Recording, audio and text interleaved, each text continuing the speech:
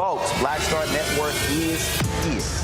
Oh, no punches! I'm real revolutionary right now. Support this man, Black Media. He makes sure that our stories are told. Thank you for being the voice of Black America, Roland. Stay black. I love y'all. All momentum we have now, we have to keep this going. The video looks phenomenal. See, there's a difference between Black Star Network and Black-owned media and something like CNN. You can't be Black-owned media and be scared. It's time to be smart. Bring your eyeballs home.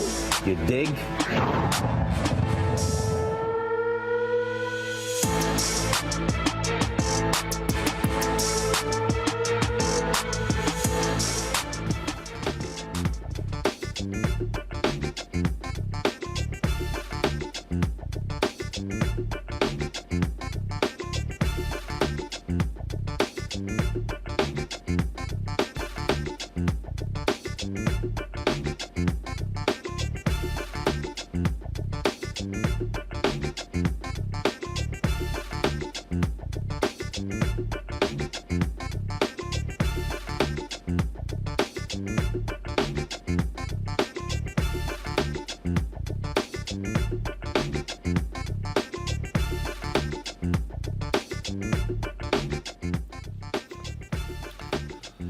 Today is Thursday, June 29, 2023, coming up on Roland Martin Unfiltered, streaming live on the Black Star Network, live from New Orleans. The Supreme Court strikes down affirmative action in colleges. We have complete coverage.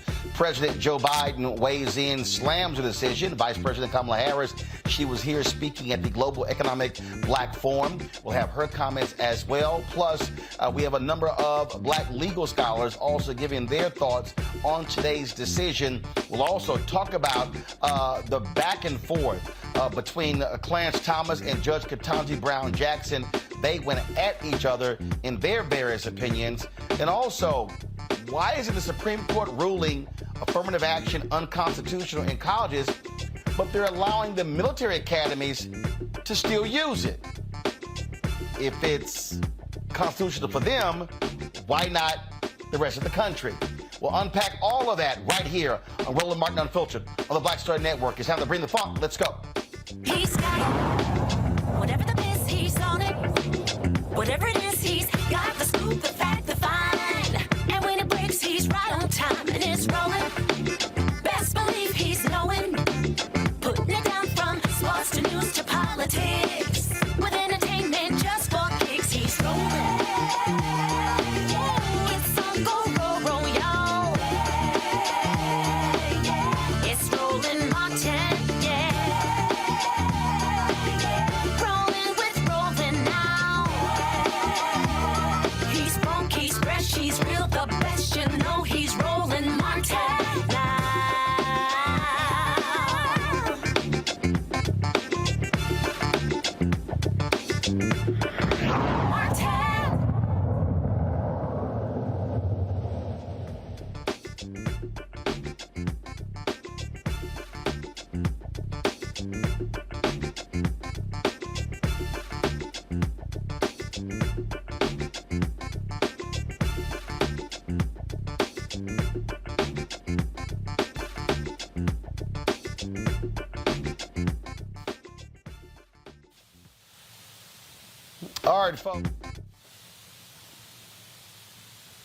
All right, folks, today's Supreme Court decision dealing with affirmative action in colleges, we expected today's decision, but still, the 6-3 decision, the conservatives on the Supreme Court ruled that in two cases involving Harvard as well as University of North Carolina, striking down the use of race in college admissions.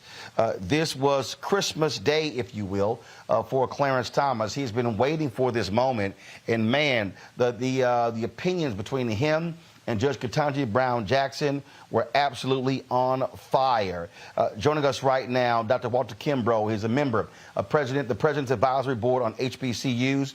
He's a past president at Philander Smith College and Dillard University. Damon Hewitt, president and executive director of Lawyers Committee for Civil Rights Under Law out of D.C. We also have Dr. Jeremy Levitt, distinguished professor of international law, Florida A&M University College of Law, and Tiffany Brewer, assistant professor of law at Howard University. I want to start with you, Damon. Walk us through this decision. It was one, again, that we have long been expecting. We knew how this conservative Supreme Court was going to rule. What did they actually say with regards to Harvard and University of North Carolina, and what is going to be the impact on other institutions all across the country? Well, Roland, look, first, this court has struck down the admissions policies at both of the schools, but it did so in a very strange way. It obviously did not fully affirm precedent, but it also did not outright overrule all precedent. It actually underruled the precedent. It basically took the law and put it in a knot, in some kind of pretzel, and said, here, figure this out, y'all. Essentially, this court has essentially said, look, we're going to apply Grutter as if it's still good law, but these policies didn't adhere to Grutter. Now, if the UNC policy and the Harvard policy did not adhere to Grutter, then the question remains, what really does? So it's really intellectually dishonest, which is one of the worst things you could ever say about a Supreme Court decision. It doesn't make a lot of sense in law, in fact, or in history. And this is where I'm confused, because there was a very strange footnote in this decision. Whether they said the United States, as an amicus curiae, contends that race-based admissions programs further compelling interest in our nation's military academies. No military academy is a party to these cases, however, and none of the courts below address the propriety of race-based admission systems in that context. This opinion also does not address the issue in light of the potentially distinct interest that military academies may present. Okay, now I'm confused. So how can you make a constitutional decision but say there's a compelling interest for diversity in our military academies, but for the rest of the colleges and universities, we're good? I'm confused. That's what I mean by intellectually dishonest, Roland. I mean, it may be, this is not an actual ruling on the military academies, but it may be okay to keep our nation safe because it's important. But it's not okay, at least at UNC and Harvard, to promote opportunity for black folks, especially at a school like UNC, a state that enslaved black people, a university literally created, the nation's first public school, university, created to educate the children of slave owners, that where black folks suffer from Jim Crow and continue, even until recently had a Confederate monument on campus. So it's good enough potentially for military, but not for black and brown folks here. Intellectually dishonest. I mean, I will say this though, Roland. Chief Justice Roberts did say that nothing in the opinion prevents universities from asking students about their experiences with respect to race and essentially racism. And so here's the other side of that. There's nothing that stops black and brown students from talking about who you are.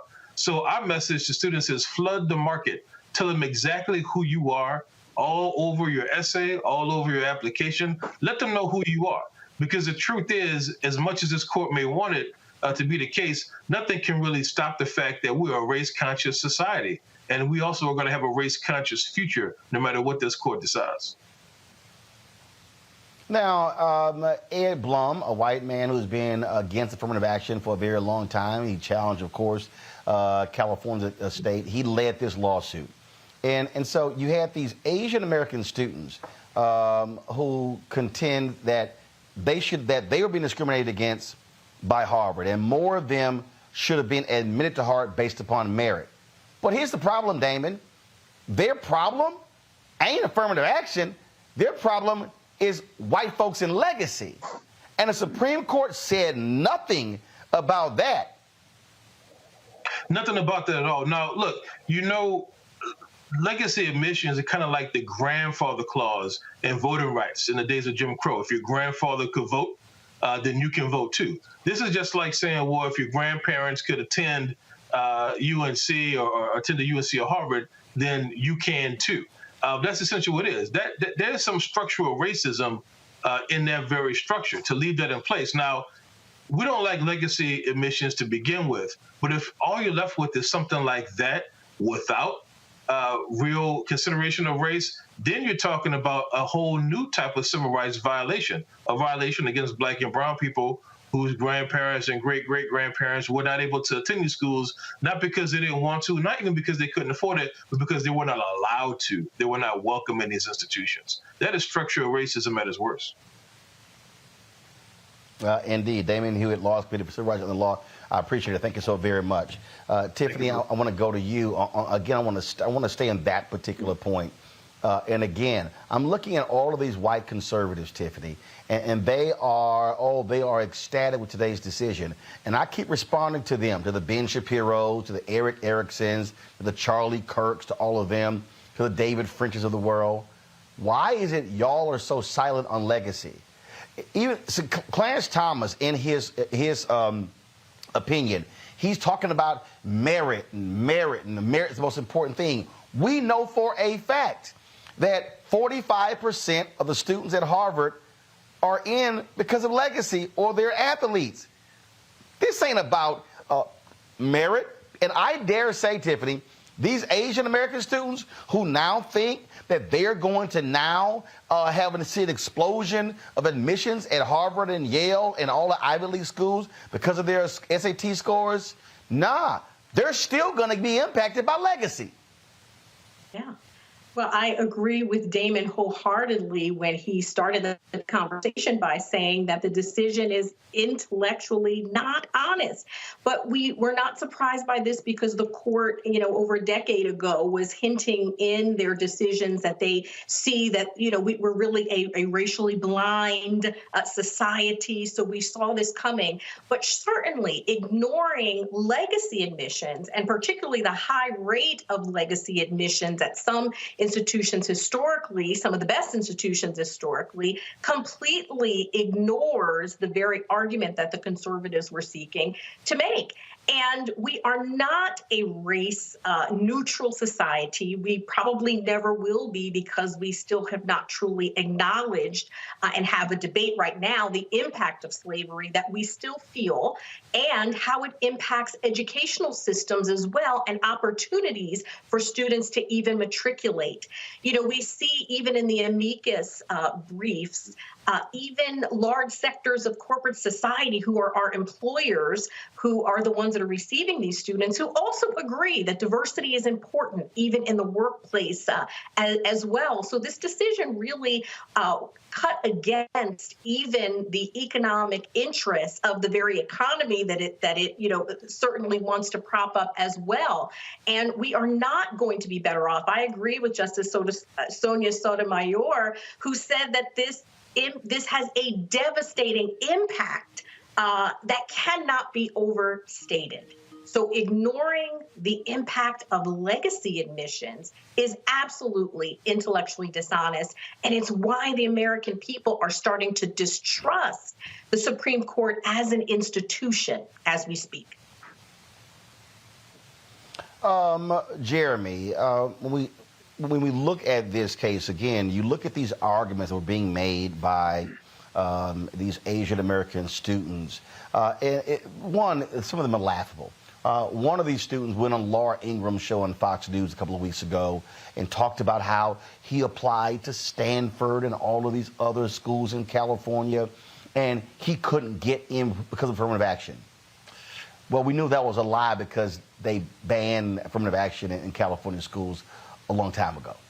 So what you ended up happening here was, and let me know if I'm making this way too simple. You got a group of Asian American students and their parents who were pissed off that their kids were not getting into Harvard, Yale, and Ivy League schools. So they decided to sue. So now what they've done is upend the entire system because a few of them didn't get in, and they're blaming it on affirmative action when the very system is what kept them out, legacy, is still in place. The Supreme Court didn't address that. Supreme Court didn't address gender. We know white women have benefited from affirmative action more than anybody else. And so I'm sitting here going, what did you accomplish except screw it up for a lot of other people? Yeah, I mean, I can't disagree with that. There's so much to unpack here. First of all, the Asian students that filed the claim assumed that they were qualified on all other criteria. So test scores are one criteria, race is one criteria, but often they don't have the same level of public service. attachment and engagement with the community, and other things that universities look at. So it could be a myriad of things. The assumption here is if you score high, you're being admitted, and that's not always the case. We know that to be true. I've been the dean of a law school. That's not necessarily the case. But this case is dangerous because essentially what it does is it eliminates the compelling government interest and narrowly tailored test of scrutiny. So it really does override the Grutter case to eliminate the use of race even as a compelling factor in college admissions. And I think you're right to point out here, well, why in the military? Well, I think that's clear. They need brown and black bodies in the military. So they're willing to give an exception for that. So we're available to go to war for America, but not attend its public universities based on our race. We're available to be recruited as five-star athletes to Division I and II schools as black athletes, but race is not a factor. What if we take race out of the factor for the recruitment of college athletes? Because there has to be a nexus between race and athleticism. If that weren't the case, we wouldn't be filling up the benches of football teams and basketball teams across the country. So race is convenient for them. For me, this is another episode of what I call the kind of lawfare that the Supreme Court has made against African Americans. We can look at the Dred Scott decision in 1857, where they said that black people weren't citizens of the country and had no rights for which the white man was bound to respect. We can go to Plessy versus Ferguson in 1896 that essentially overrode the 14th Amendment in 1868. Right, that essentially said that we're going to make it equal, but we're going to make it separate. That is the order of the day until 1954. And between 1954 and the mid-1970s, we fought to desegregate. So there really hasn't been time for us to have the equality affirmative action that so much of us think is relevant and proper given the history of discrimination. Here's the thing that is interesting to me also here, Dr. Walter Kimbrough. And as I look at this and look at this ruling, and then look at this whole reaction, and that is, again, so you had the Harvard case, you had University of North Carolina, and Supreme Court now wants to put the onus on the students, how you can, what you can bring up, and what you can speak to. But what's also fascinating, again, is to hear all of these people keep yelling merit, merit, merit. And they keep thinking that everything is based upon, well, I had high grades in high school and my test scores. I think about Abigail Fisher, the white girl out of Texas, when she sued the University of Texas because she contended, I didn't get into the University of Texas because of affirmative action. Well, what happened during depositions? They discovered that there were a lot of white students who had lower scores than she did, but got admitted.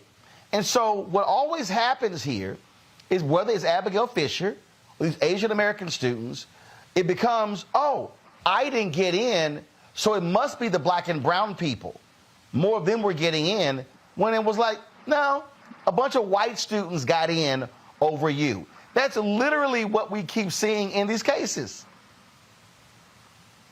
Absolutely. It's the same, the black guy did it. I'm thinking about what Jeremy was talking about. My mom went to the University of California at Berkeley, and I remember reading one of their magazines a few years ago. And one of the concerns that people had is that if they strictly admitted students based on those qualitative scores, the University of California, Berkeley would be heavily Asian. And so people are uncomfortable with that. And so they really have been depressing even that level of enrollment, and no one's complaining about that. And so how do they depress it? With the legacies and all these other things. Like Jeremy said, the athletes, if we're just going to use admission criteria, let's use it for the athletes. Let them meet the same level of admission requirement. But we look at athletics as a special quality that they're bringing to the institution, and people get excited about that. So black and brown students have always been the easy target to say, well, it must be their fault, when actually it's not their fault. And when you, like you said earlier, when you start looking at legacies, the major donors, those are the people that are impacted. And some of these institutions don't want to look like, Berkeley doesn't want to be 70% Asian. And so they are depressing those numbers. And you can't blame the black folks there, because they're still 3 to 5% of the population. So you could take all the black folks out. That doesn't change it. And that's a deeper conversation that people have to have. Folks, hold tight 1 second. Got to go to break. We come back. We have more conversation about today's decision. We'll hear from President Joe Biden, hear from Vice President Kamala Harris. All of that as we continue our discussion about this Supreme Court decision banning the use of race in college admissions today and announcing a 6-3 decision. We'll discuss more right here on Roland Martin Unfiltered on the Black Star Network. Hatred on the streets, a horrific scene, a white nationalist rally that descended into deadly violence. White people are losing their damn minds. An angry pro-Trump mob storms the U.S. Capitol. We're about to see the rise of what I call white minority resistance. We have seen white folks in this country who simply cannot tolerate black folks voting. I think what we're seeing is the inevitable result of violent denial. This is part of American history. Every time that people of color have made progress, whether real or symbolic, there has been what Carol Anderson at Emory University calls white rage as a backlash. This is the rise of the Proud Boys and the Boogaloo Boys. America, there's going to be more of this. Here's all the Proud Boys, Dave. This country is getting increasingly racist in its behaviors and its attitudes because of the fear of white people. The fear that they're taking our jobs, they're taking our resources, they're taking our women. This is white fear.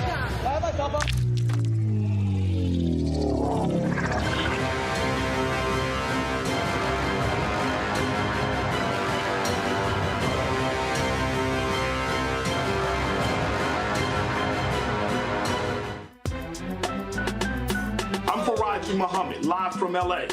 And this is The Culture. The Culture is a two-way conversation. You and me. We talk about the stories, politics, the good, the bad, and the downright ugly. So join our community every day at 3 p.m. Eastern and let your voice be heard. Hey, we're all in this together. So let's talk about it and see what kind of trouble we can get into. It's The Culture. Weekdays at 3, only on the Black Star Network. Hi, everybody. I'm Kim Coles. Hey, I'm Donnie Simpson. Yo, it's your man Deion Cole from Blackish, and you watch Roland Martin Unfiltered.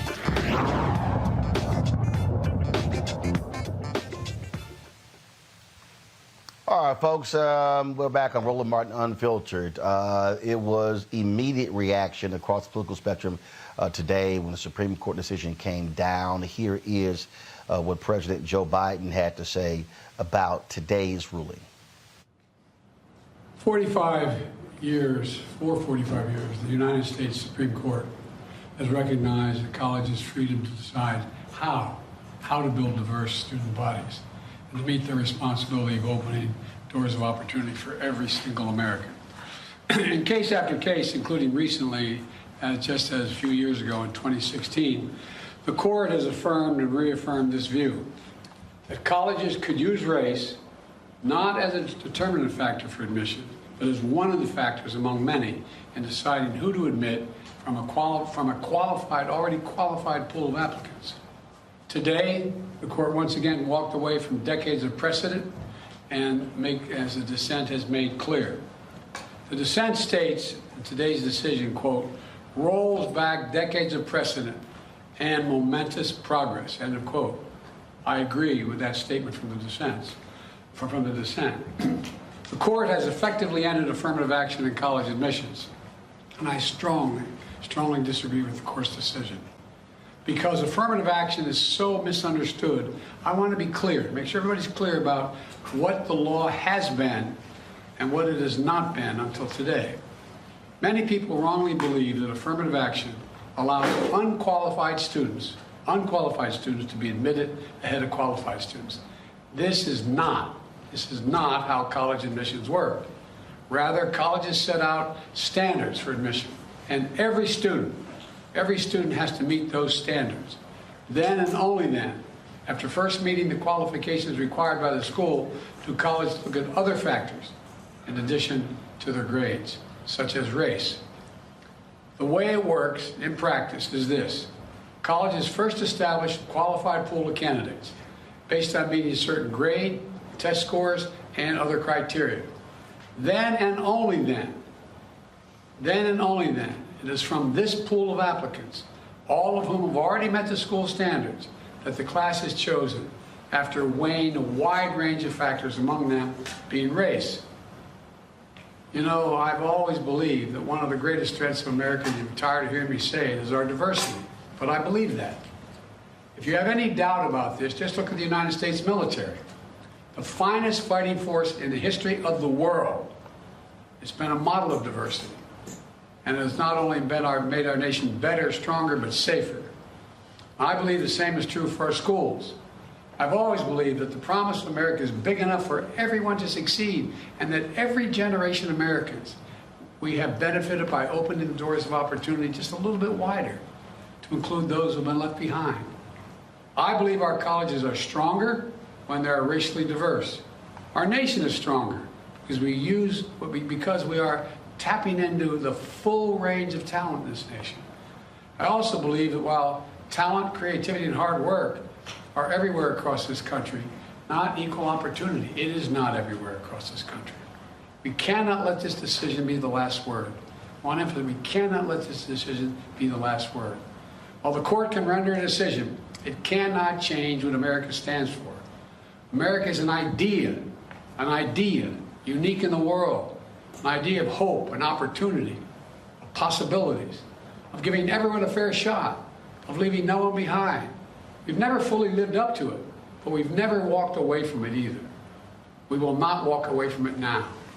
We should never allow the country to walk away from the dream upon which it was founded. That opportunity is for everyone, not just a few. We need a new path forward, a path consistent with a law that protects diversity and expands opportunity. So today I want to offer some guidance to our nation's colleges as they review their admission systems after today's decision. Guidance that is consistent with today's decision. They should not abandon, let me say this again, they should not abandon their commitment to ensure student bodies of diverse backgrounds and experience that reflect all of America. What I propose for consideration is a new standard, where colleges take into account the adversity a student has overcome when selecting among qualified applicants. Let's be clear, under this new standard, just as was true under the earlier standard, students first have to be qualified applicants. They need the GPA and test scores to meet the school's standards. Once that test is met, then adversity should be considered, including students' lack of financial means, because we know too few students of low-income families, whether in big cities or rural communities, are getting an opportunity to go to college. When a poor kid, maybe the first in their family to go to college, gets the same grades and test scores as a wealthy kid, his whole family's gone to the most elite colleges in the country, and his path has been a lot easier. Well, the kid who faced tougher challenges has demonstrated more grit, more determination, and that should be a factor that colleges should take into account in admissions, and many still do. It also means examining where the student grew up and went to high school. It means understanding the particular hardships that each individual student has faced in life, including racial discrimination that individuals have faced in their own lives. The court says, quote, nothing in this opinion should be construed as prohibiting universities from considering an application's discussion of how race has affected his or her life, but be it through discrimination or inspiration or otherwise, end of quote. Because the truth is, we all know it, discrimination still exists in America. Discrimination still exists in America. Discrimination still exists in America. Today's decision does not change that. It's a simple fact. If a student had to overcome adversity on their path to education, college should recognize and value that. Our nation's colleges and universities should be engines of expanding opportunity through upward mobility. But today, too often, that's not the case. Statistics, one statistic, students from the top 1% of family incomes in America are 77 times more likely to get into elite college than one from the bottom 20% of family incomes. 77% greater opportunity. Today, for too many schools, the only people who benefit from the system are the wealthy and the well-connected. The odds have been stacked against working people for much too long. We need a higher education system that works for everyone, from Appalachia to Atlanta and to far beyond. We can and must do better, and we will. Today, I'm directing the Department of Education to analyze what practices help build a more inclusive and diverse student bodies and what practices hold that back. Practices like legacy admissions and other systems expand privilege instead of opportunity. Colleges and universities should continue their commitment to support, retain, and graduate diverse students and classes. You know, and companies who are already realizing the value of diversity should not use this decision as an excuse to turn away from diversity either. We can't go backwards. You know, I know today's court decision is a severe disappointment to so many people, including me. But we cannot let the decision be a permanent setback for the country.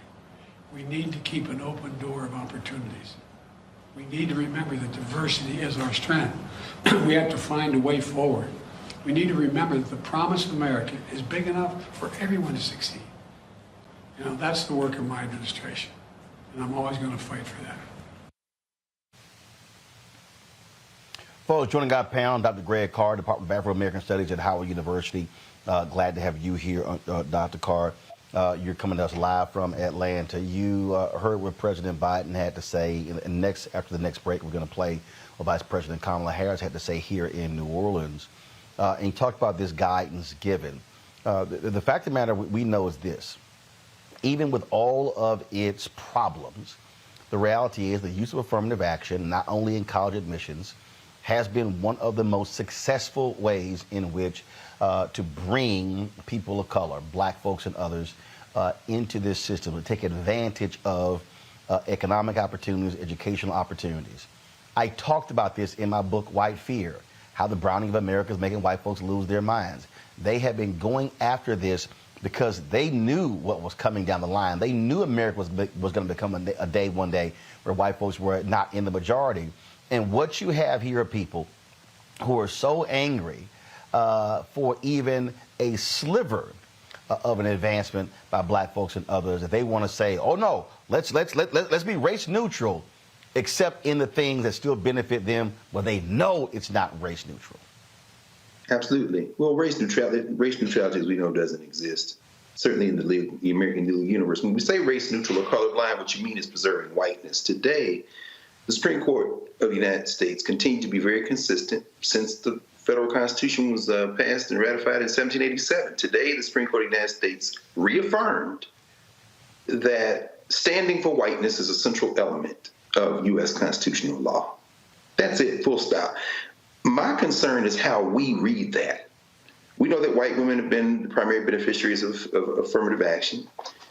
We know that most of us are not going to Harvard or Yale. I mean, Harvard, Yale go to hell as far as I'm concerned. I never aspired to go there. When they tried to get me to apply when I was at Tennessee State, I had no interest.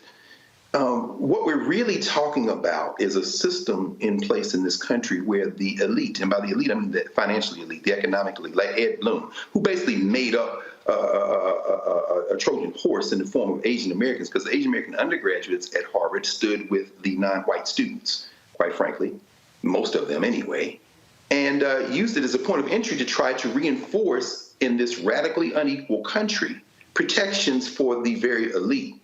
Ketanji Brown Jackson in orals, and by the way, congratulations, of course, to KBJ, because she, unlike Alito and Thomas, has morals and recused herself from the Harvard case, but did write in dissent for the North Carolina case. During the orals, she asked, so if a student applies, I'm sure y'all probably talked about this, but if a student applies and writes in his admissions statement the impact of being a fifth-generation person applying at the University of North Carolina, in other words, writes about legacy, is that allowed? The lawyer said yes.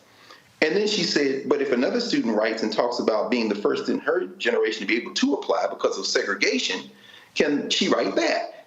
And the answer was, almost sounded like Tim Scott talking.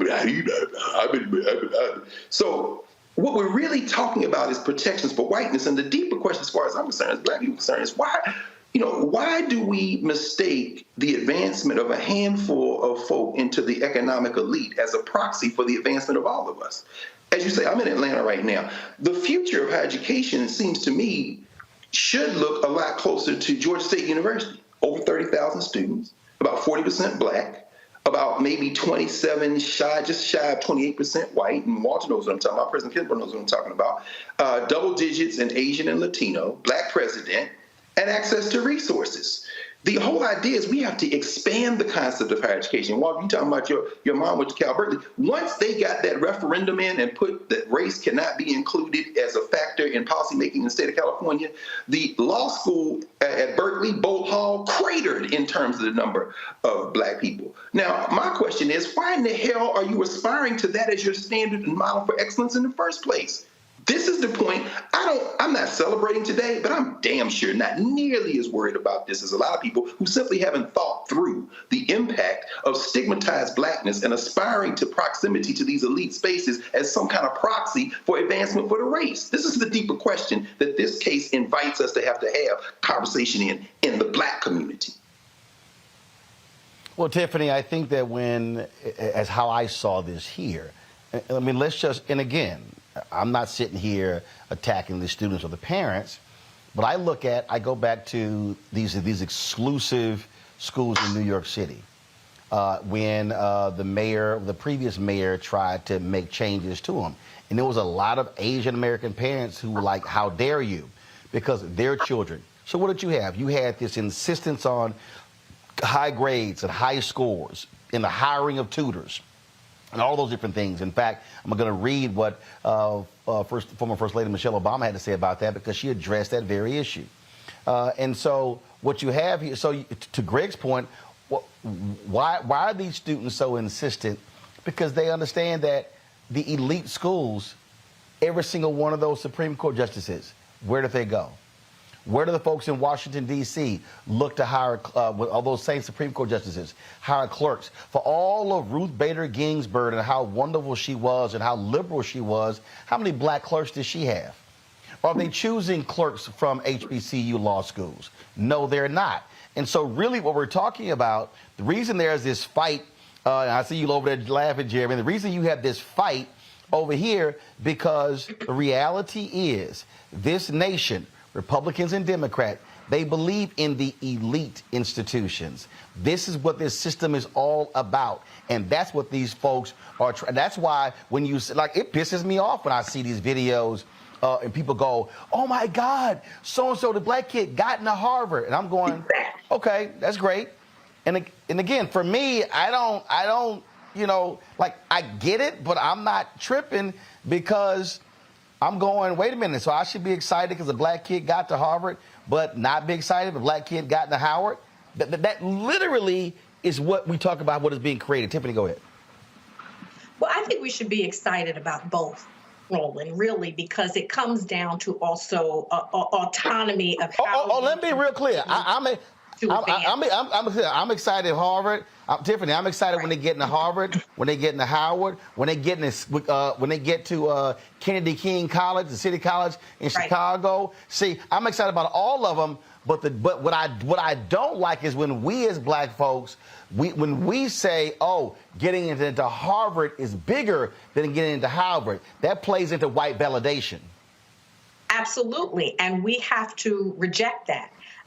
And we have to have enough pride in the messaging that we have about the value of historically black colleges in particular, and even look historically at how they were founded and how our ancestors did so much with so little, and are we even fulfilling that responsibility and legacy? But we cannot equate the access to elite institutions as validation of our ability to succeed. So I don't want this decision to be, certainly interpreted that we can't aspire to these elite institutions, or that now everyone has to go to HBCU. But what if everyone did go to an HBCU? You talked about the athletes earlier. What if the athletes, who perpetuate some of these institutions that do not consider race, what if they went to HBCUs?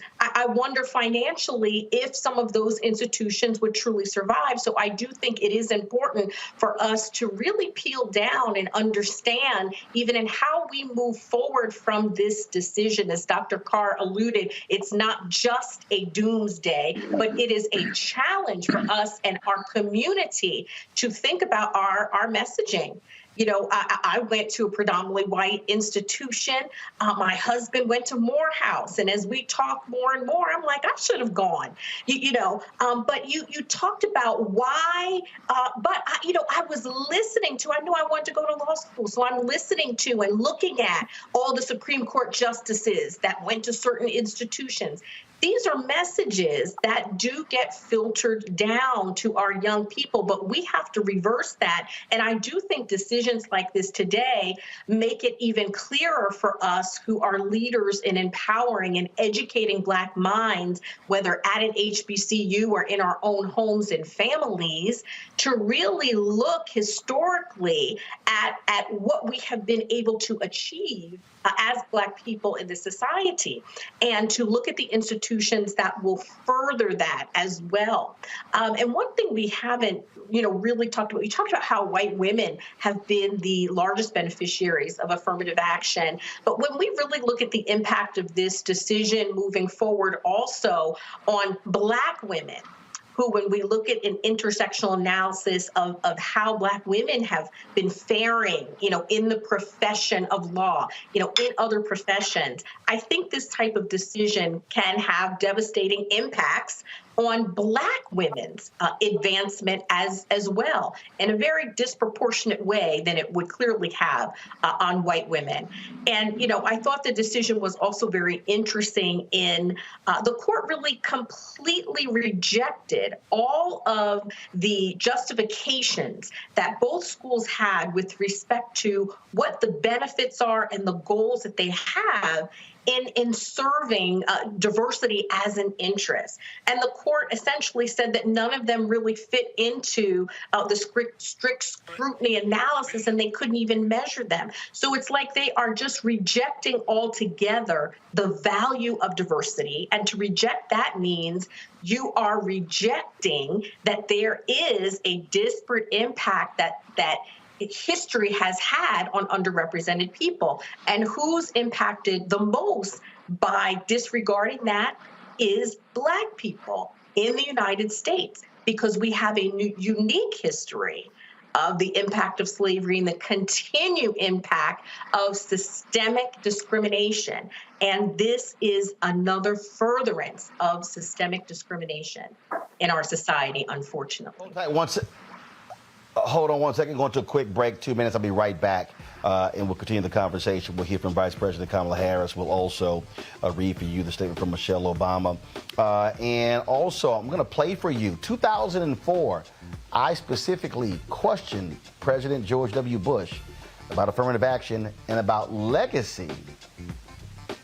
Wait till I play that for you. You're watching Roland Martin Unfiltered on the Black Star Network. Download the Black Star Network app, Apple phone, Android phone, Apple TV, Android TV, Roku, Amazon Fire TV, Xbox One, Samsung Smart TV. Also support us by joining our Bring the Funk fan club. Your dollars make it possible for us to cover the stories that we do every single day. Trust me, this conversation that we're having right here with Black education and legal minds ain't happening in the mainstream media. It ain't happening in the Black-owned media. It is only happening right here. So please support us with check and money orders. P.O. Box 57196, Washington, D.C. 20037-0196. Cash App, $RM Unfiltered. PayPal, R Martin Unfiltered. Venmo is RM Unfiltered. Zelle, Roland at RolandSMartin.com. Roland at RolandMartinUnfiltered.com. We'll be right back.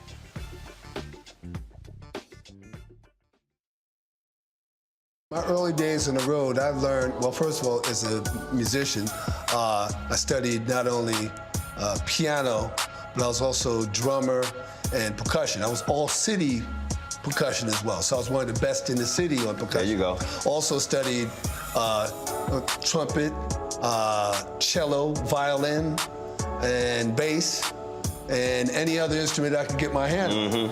And with that study, I learned again what was for me. I learned what it meant to do what the instruments in the orchestra meant to each other in the relationships. Right. So that prepared me to be a leader. That prepared me to lead orchestras and to conduct orchestras. That prepared me to know, to be a leader of men, they have to respect you and know that you know the music. You have to be the teacher of the music. You have to know the music better than anybody. There you go.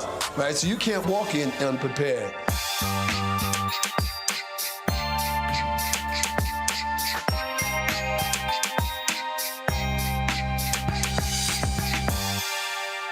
Up next on The Frequency with me, Dee Barnes. She's known as the Angela Davis of hip-hop. Monet Smith, better known as Medusa, the gangsta goddess, the undisputed queen of West Coast underground hip-hop. Pop locking is really what indoctrinated me in hip-hop. I don't even think I realized it was hip-hop at that time. Right. You know, it was a happening. It was a moment of release. We're going to be getting into her career, knowing her whole story, and breaking down all the elements of hip-hop. This week on The Frequency, only on the Black Star Network. I'm Faraji Muhammad, live from LA. And this is The Culture. The Culture is a two-way conversation. You and me. We talk about the stories, politics, the good, the bad, and the downright ugly. So join our community every day at 3 p.m. Eastern and let your voice be heard. Hey, we're all in this together. So let's talk about it and see what kind of trouble we can get into. It's The Culture, weekdays at 3, only on the Black Star Network. Hello, I'm Marissa Mitchell, a news anchor at Fox 5 DC. Hey, what's up? It's Sammy Roman, and you are watching Roland Martin Unfiltered.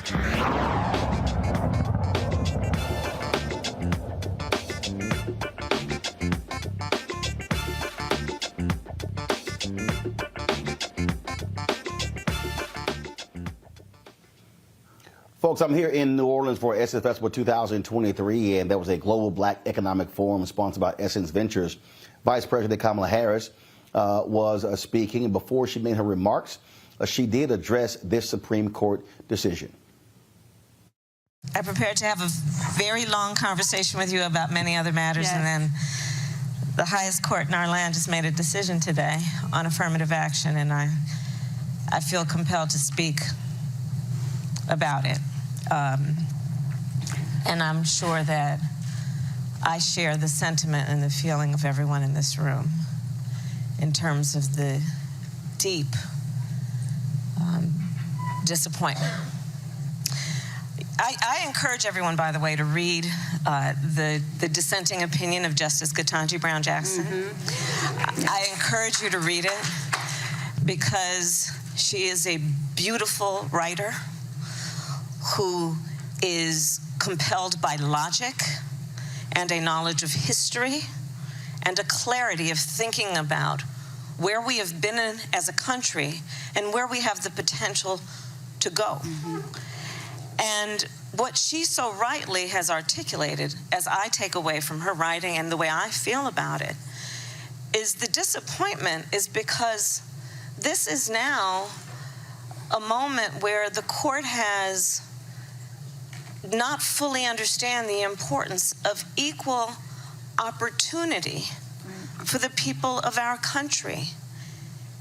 And it is in so very many ways a denial of opportunity. And it is a complete misnomer to suggest this is about colorblind,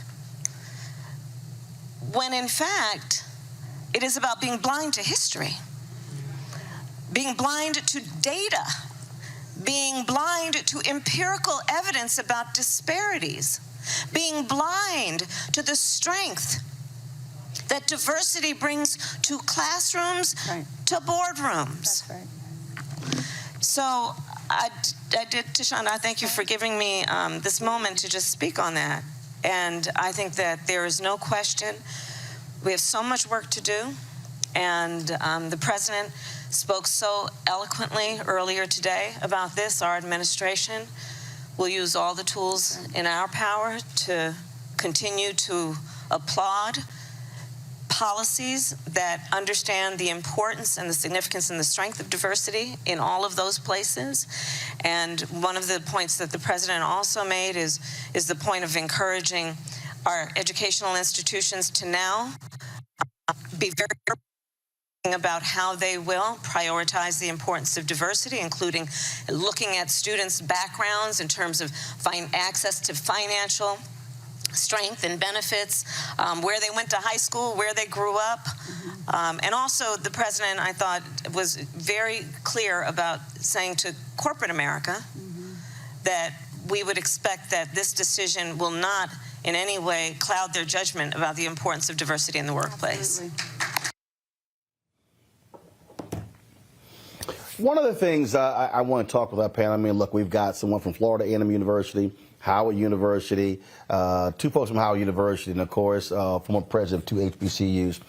I've been seeing a lot of folk talk, Jeremy, about, oh, my goodness, this is now going to be a boon for HBCUs. When you hear that, your thoughts? I'm not so sure. I think it's possible that those students that would otherwise, get rejected if race is not a factor could decide to attend HBCUs. But that might be some false logic. The math doesn't really equal that in my mind. I think the case sends a strong message that we can build predominantly white universities with our labor under an edict of the Supreme Court as enslaved people, but we can't attend them. And so we're at I think a critical juncture, but not a critical juncture in the way people might think. We're past the time where we got to start thinking out of the box. For example, why don't we have HBCUs in the northern part of the country? Why don't we have private HBCUs in the northern part of the country? Are we thinking out of the box about the kind of educational institutions we need to create? How do we reinforce existing HBCUs and make sure that they're on target fiscally and having the right academic programs to educate our people? Listen, I didn't want to attend Harvard. I wanted to know what Harvard's daddy thought. So I went to Cambridge in England, and I learned a whole lot about Harvard and Yale in doing that, right? So the idea is that teaching at an HBCU for me is enriching because I have a multitude of diversity. We often don't think of HBCUs as diverse, but they are probably the most diverse institutions in America. We have whites and Latinos and every other group there, as the panelists know. And so I wouldn't get too caught up in some of the rhetoric about that. What I would do, though, is say that we have to start thinking strategically about a court that has made lawfare against us for 400 years, a court that has systematically discriminated against us, a court that has not given us any breathing room in affirmative action to rebuild and repair the damage that has been done. And so we can't count on the court, and we really can't count on governmental institutions. This has been in the making for a while. If we go back to the prior decision in the Fisher case and look at the dicta of Justice Scalia. Justice Scalia made it very clear, right, almost as a pretext to this case, that maybe blacks are too inferior to attend elite white universities. Maybe they should go attend HBCUs. So the logic of this has been a part of the thinking in this system for a long time. We've just arrived now at a critical juncture where we were always supposed to be. Right, I think there's been a myth of white education and what going to predominantly white institutions does for African Americans. And in fact, we destroy a lot of our young people in these institutions, quite frankly. So I think we have to start thinking out of the box so that we can conceive of a new paradox in education for ourselves and quit always reacting to what white people do and don't do in terms of the structural racism that they pronounce upon us.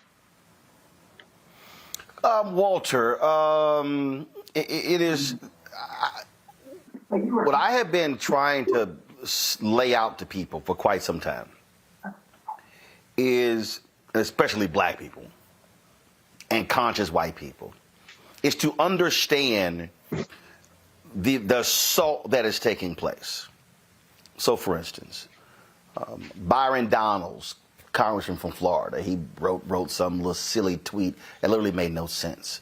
Some other people talked about how, oh, this is now an attack on woke.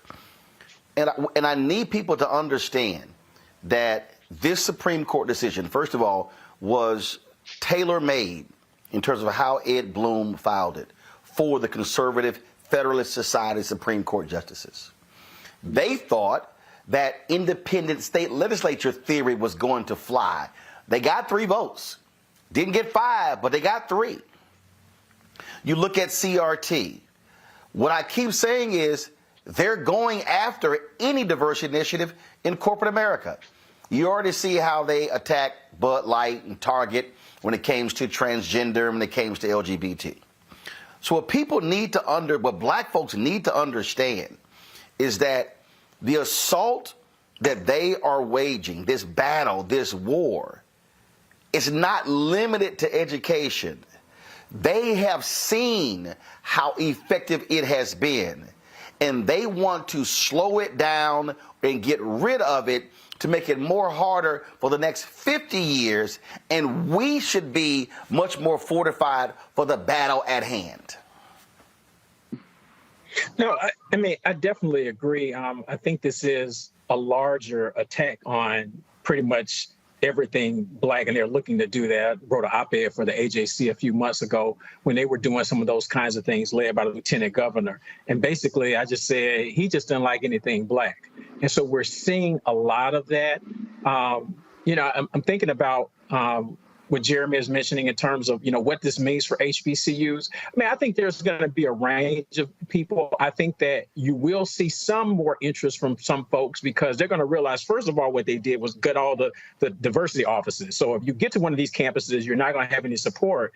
And now a lot of students who are making decisions will realize that there will be fewer black students in years to come. I'm in an interesting position because I have a rising senior who is now going through that process. And so now she has to factor in different places to say, what is it going to look like in a year? Because the number of students that they have now won't be the same. And so I think that there has been this overall attack and people are saying, what's going to be next? But I mean, I keep thinking about this in the broader higher ed concept, and particularly with HBCUs. Since I knew Brother Carr would be on here, I had to pull out a little history because I think he's going to appreciate this. And this is a Howard reference as well. 95 years ago, Mordecai Wyatt Johnson did a report for the YMCA. And he talked about, and this is where we are right now. He writes, he says, Negroes must do a contradictory thing. They must work with all their might against segregation and at the same time strengthen their so-called segregated institutions as if they expected them to last forever. They must insist that the doors of Harvard and Yale be kept open to Negroes, and at the same time build up Howard and Lincoln as if there were no Harvard or Yale. And I think that's sort of where we are. That's what we saw today, is that there are going to be people fighting because I think we need those opportunities as well. And we can't let this be the first salvo in attacks on everything black, which people are doing. But at the same time, we've got to figure out, how do we even strengthen our institutions? And as Brother Carr said, how do we have deeper conversations in our communities about strengthening our institutions and what we do? I think that is very important. Yeah. And that is a critical point there, Greg. I think back to Gerald Horne's book on Claude Barnett and the Associated Negro Press and what he's called the Jim Crow paradox. That at every moment when we are knocking down the walls of Jim Crow, we're putting a nail in the coffin of black institutions. And we've seen that when it came to black economics, black-owned media, and as a result. But one of the things that I have been trying to also remind people when we talk about, when I see all the people commenting about, what this could mean for HBCUs. Well, just look at the last 5 years, especially after the death of George Floyd in 2020. In the last 5 years, we've seen a tremendous increase of students applying at HBCUs. Well, here's one of the issues. If you don't have the infrastructure, you got to be able to keep up. And so we see at Texas Southern University, Howard, Tennessee State, multiple Florida A&M, having to put students in hotel rooms. And so then somebody tweeted me back. They said, yeah, but if they get more students, it means more money. I'm like, no. I said, you need the infrastructure now. You can't wait till they show up and then go, oh, here's an influx of money. And I said, no, you have to be prepared for that. To Walter's point, this has to be a conversation of how are we building up institutions, because the numbers are the numbers. 237,000 students go to HBCUs. There are 1.6 million black students who go to PWIs.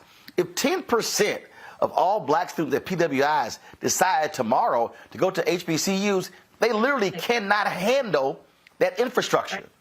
And so we have to understand infrastructure and capacity if we're talking about, people love to say, man, use our own, build our own. Yeah, but if you don't understand what building means, that's just a whole bunch of words strung together. Sure. Hey, Roland, I have to echo Brother Levitt. Prof, you're right. The HBC classification is a strict one based on history and experience, as we know. But I would count Medgar Evers in Brooklyn. I would count Chicago State in Chicago. You say Kennedy King. There are a number of schools, community colleges, Philadelphia. All those things, all those are spaces where our people can get a quality education. Now, we also have to factor in the fact that higher education has been completely disrupted. So, with the emergence of online learning and then COVID disrupting things, the price point is way too damn high. I wouldn't be caught dead in Oxford, Cambridge, or Harvard. And, Prof, I hope you appreciate that, especially since you're at FAMU, where my old professor from Ohio State, Leroy Purnell, spent many years after he left Ohio State. So I know you appreciate that, but I give a damn about Cecil Rhodes and his mama. But the point is this. The point I'm about to make is this. And this is why the Black Star Network is so important. We're not going to have this conversation anywhere else, but we need to have this conversation. When you read Clarence Thomas's concurrence, where he says that Gratz was not decided correctly, that Fisher was not decided correctly, and if you remember the oral arguments where Scalia was raising that very point you raised, Roland, and then died before he could write, died in the lodge where one of his billionaire friends had put him up for the night. The arguments they're making are arguments we need an answer for. Let me just be very clear about this. We start about strict scrutiny. We start talking about whether a policy achieves a compelling state interest and whether it's narrowly tailored. When you read Clarence Thomas's concurrence, we don't have an answer for that. When he says, what is a compelling state interest? Because when I'm looking at this from a class perspective, is it really benefiting black people when you get black elites at Harvard and it ain't the black masses? And is that a compelling state interest? And when you start talking about being narrowly tailored, what are you using as a proxy for diversity beyond just demographics? I hear the vice president talking about data, but what does the data tell us about class? Why am I raising this? Not because I'm supporting Clarence Thomas. What I'm saying is we haven't had a conversation about this, quite frankly. And when you read that concurrence, and he's saying, all this stuff about how I can't measure the progress. When we start talking about diversity, you understand that the 14th Amendment, as Ketanji Brown Jackson continues to remind people, did not preclude race-based remedies. And the only time we started talking about affirmative action as being about diversity was after Bakke. And we use this as if we're reading the Bible. But in fact, going back to what you raised, President Kimbrough, Brother Walter, when Mordecai Johnson said that, we were trapped behind the hedge of apartheid. There was no class differentiation that could prevent the black elite from escaping. But because of those victories, from Brown after, the black elite started getting the hell away from the black masses. You know who else never hired a clerk from an HBCU? Thurgood Marshall. The point is that if the benefit for affirmative action was just going to benefit the black elite, well then damn it, I don't care. I'm saying that, and we use HBCUs as the kind of proxy for black higher education and exclude all the community colleges where our people are, which include California, which include Mississippi Hines Community College, which include, as you say, Kennedy King and all these other places in the federal colleges of Chicago. Then what we are saying is that our valuation of what it means to be black and move together in this country, really what we're talking is we just want to develop the black bourgeoisie and use us as some kind of proxy for advancement of the race. And I'm telling you right now, at a time when the white bourgeoisie is turning away from higher education and it is being disrupted, we're going to be left holding the bag in a conversation that if we don't have it now, and when I say we don't have it now, what I'm saying is when you read this 237 pages, what you're going to discover is nothing in it that's going to address these issues that we are raising that we don't have answers for, that this white nationalist majority is being able to use to reinforce whiteness. And our response is, but let us in. That's not enough, man. I do want to throw this out. And look, I got the four of you here, and I was in a group chat, and we were talking about this here. So, all right. So, I think we're already seeing this. So, let's say you do see this explosion on HBCU campuses. Well, aren't we also going to see that even the HBCUs are going to become more selective as to who they're letting in?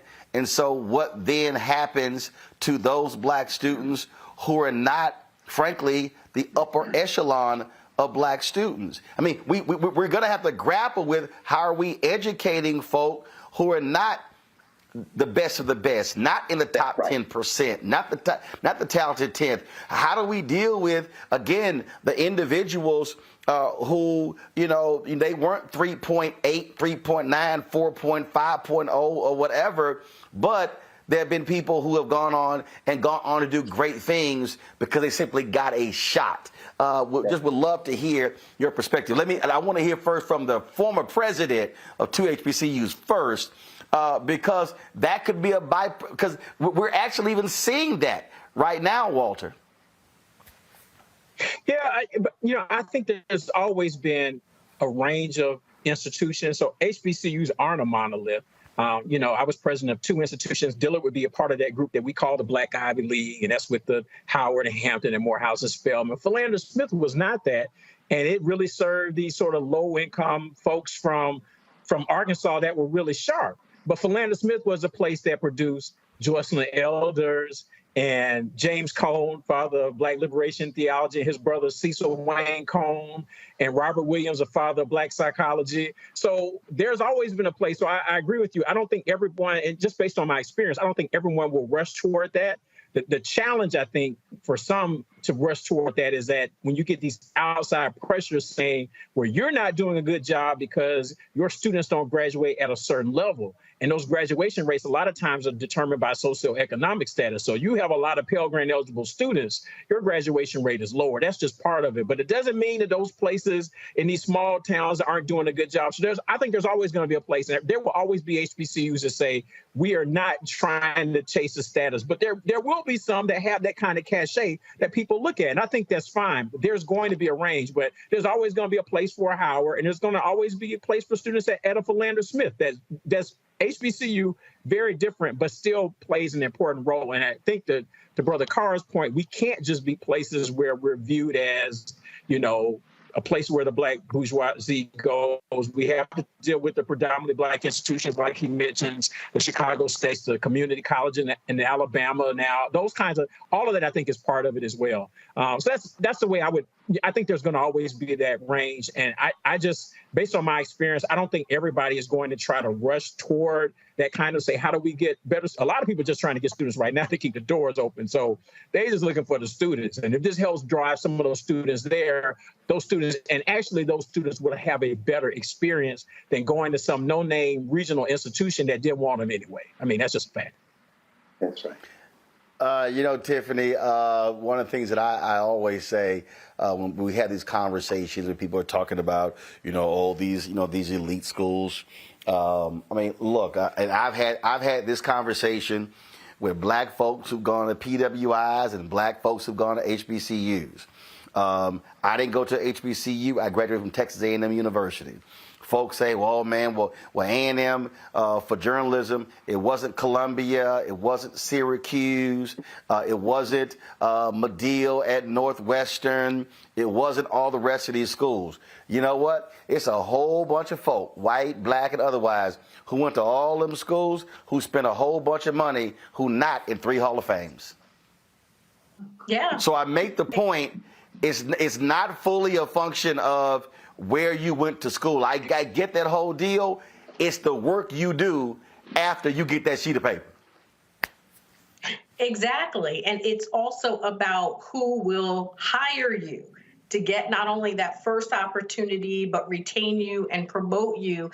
And many of those employers were part of the amicus briefs that were saying that Diversity is something that they want in the workplace and is a part of the productivity that they believe that can happen in the world. So it is and in their industry. So it's absolutely not just where you went to school, but Georgetown keeps stats, and they say that nearly a third of Black and Hispanic students with high school GPAs of 3.5 or better are actually at community colleges. So I think that the conversation of moving forward also has to be around strengthening the institutions where Black students end up, even outside of HBCUs. HBCUs cannot, as we pointed out, handle from an infrastructure perspective every student that may want to apply after George Floyd. Howard in particular, the law school in particular, was inundated. And every year, from an admissions perspective, the ratio of who we can admit is very low compared to the applications. But we have to be at the table also, Roland. I mean, in essence, even when the court is evaluating, what factors really meet the test of strict scrutiny or not, there's an underlying assumption of what is qualified. The students and parents that brought these lawsuits have their own definition based on what we've always said in the educational institution is qualified.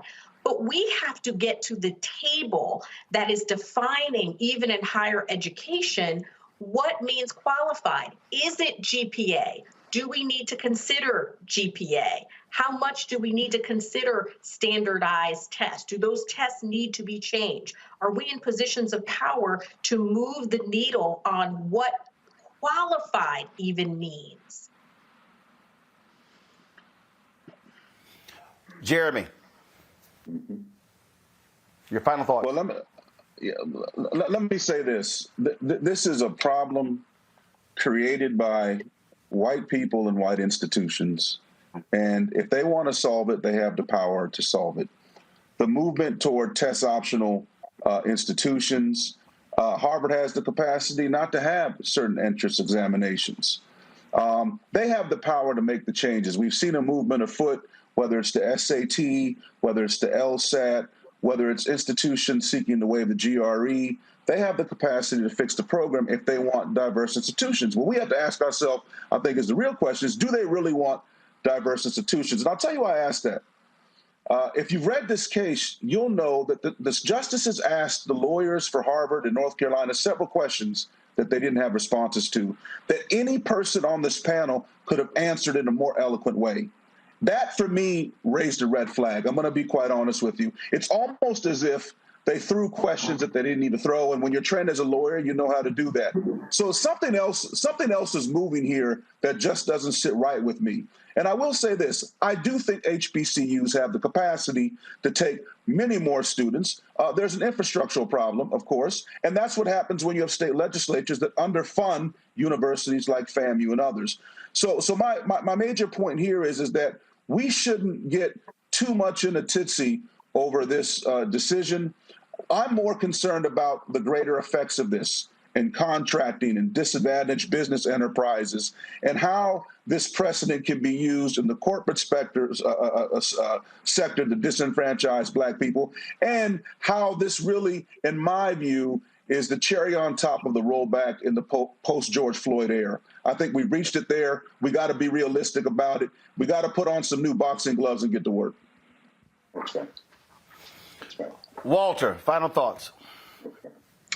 Well, like I said, I've been really trying to spend time going through it, and we'll see how this impacts HBCUs. I think one of the broader things we're going to have to look at just in terms of capacity is that how does this impact our students who want to go to graduate and professional school, because we don't have as many of those options in terms of, medical schools have a limited number of spots, law schools have a limited number of spots. Even at a Howard, Greg, they can't take many more students in terms of what they have with their abilities. So you have all these other law schools. And so now we've got to put more. My wife and I were talking about this earlier. She works for the NAACP Legal Defense Fund, and they have this Marshall Motley Scholars Program. And so now the pipeline programs become much more important now because we have to make sure that these students can get over all these other additional hurdles that are being created for them. So we've got some work to do. We can't just sort of say, oh, well, that's the way it is. We've got to figure out how, because we still need our students to be able to access those places after they leave our institution. So that's part of the work that will happen. All right, Tiffany, Jeremy, Walter, I appreciate y'all being on the show. Damon as well. Greg, you hold tight. You're going to be there with our panel. We're going to continue this conversation when we come back. I'm going to play for y'all 2004, August 2004, Uni Journalists of Color Convention. President George W. Bush spoke. His focus was not on what made news that day. Well, my question to him about affirmative action and race and legacy did make news. We're going to show you what this discussion we're having right now, I raised it to him 19 years ago. You're watching Roland Martin Unfiltered on the Black Star Network. My early days on the road, I learned, well, first of all, as a musician, I studied not only piano, but I was also drummer and percussion. I was all city percussion as well. So I was one of the best in the city on percussion. There you go. Also studied trumpet, cello, violin, and bass, and any other instrument I could get my hand on. And with that study, I learned again what was for me. I learned what it meant to do what the instruments in the orchestra meant to each other in the relationships. Right. So that prepared me to be a leader. That prepared me to lead orchestras and to conduct orchestras. That prepared me to know, to be a leader of men, they have to respect you and know that you know the music. You have to be the teacher of the music. You have to know the music better than anybody. There you go. Right, so you can't walk in unprepared.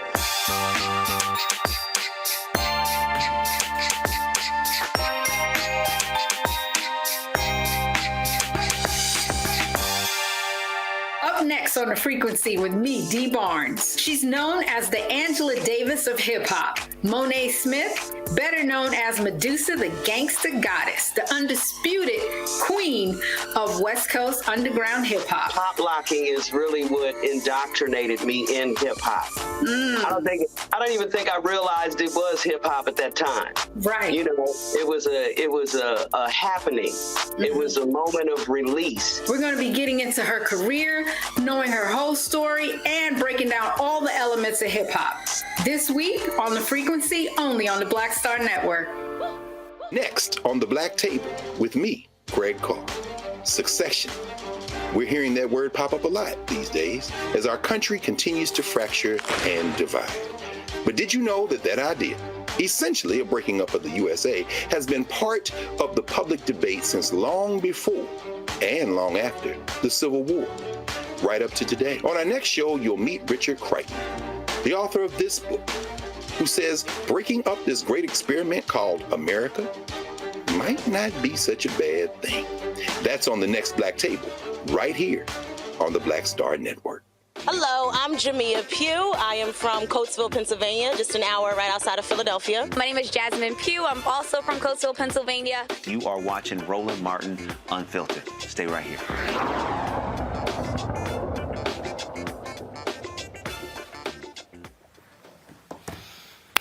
Folks, August 2004, President George W. Bush speaks at the Unity Journalists of Color Convention. It no longer exists, but it was a combination of all four minority journalism organizations: Native American journalists, Asian American journalists, Hispanic journalists, National Association of Black Journalists. At the time, I had just taken over as executive editor of the Chicago Defender, and I was asked to represent NABJ on that particular panel. Each one of us was supposed to get one question. I didn't want just one question. And so using my Texas connection to President George W. Bush, I asked him if he would take two questions. He thought it was going to be two questions just for me. No, I wanted two questions for the entire panel. What you're about to see is the result of the second question that I asked President George W. Bush.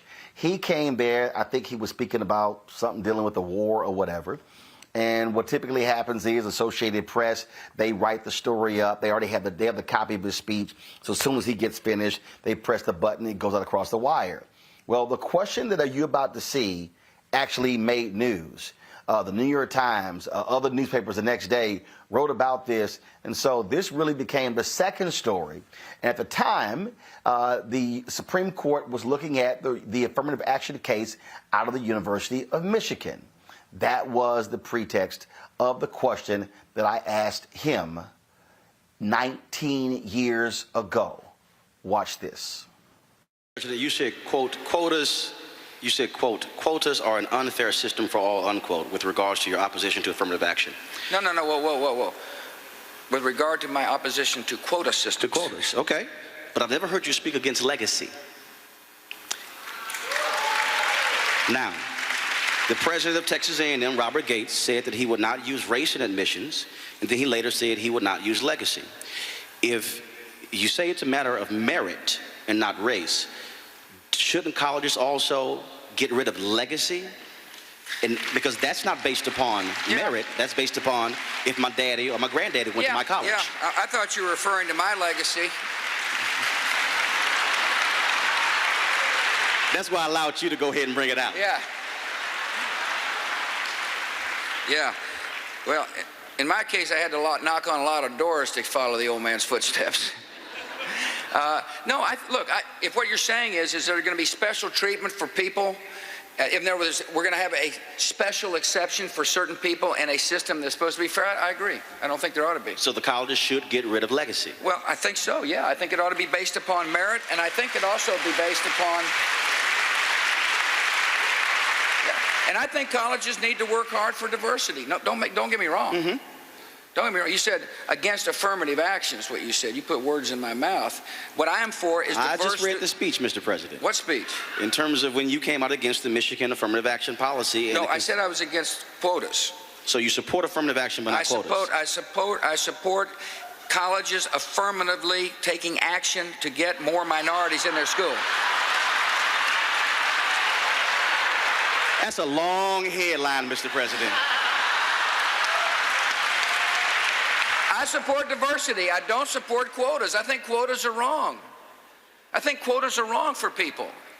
And so do a lot of people. But just to be clear, you believe that colleges should not use legacy? I think colleges ought to use merit in order for people to get in, and I think they ought to use a merit system like the one I put out.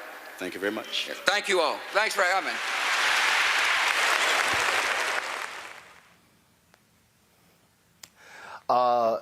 Folks, that story went crazy. Let me tell you what happened.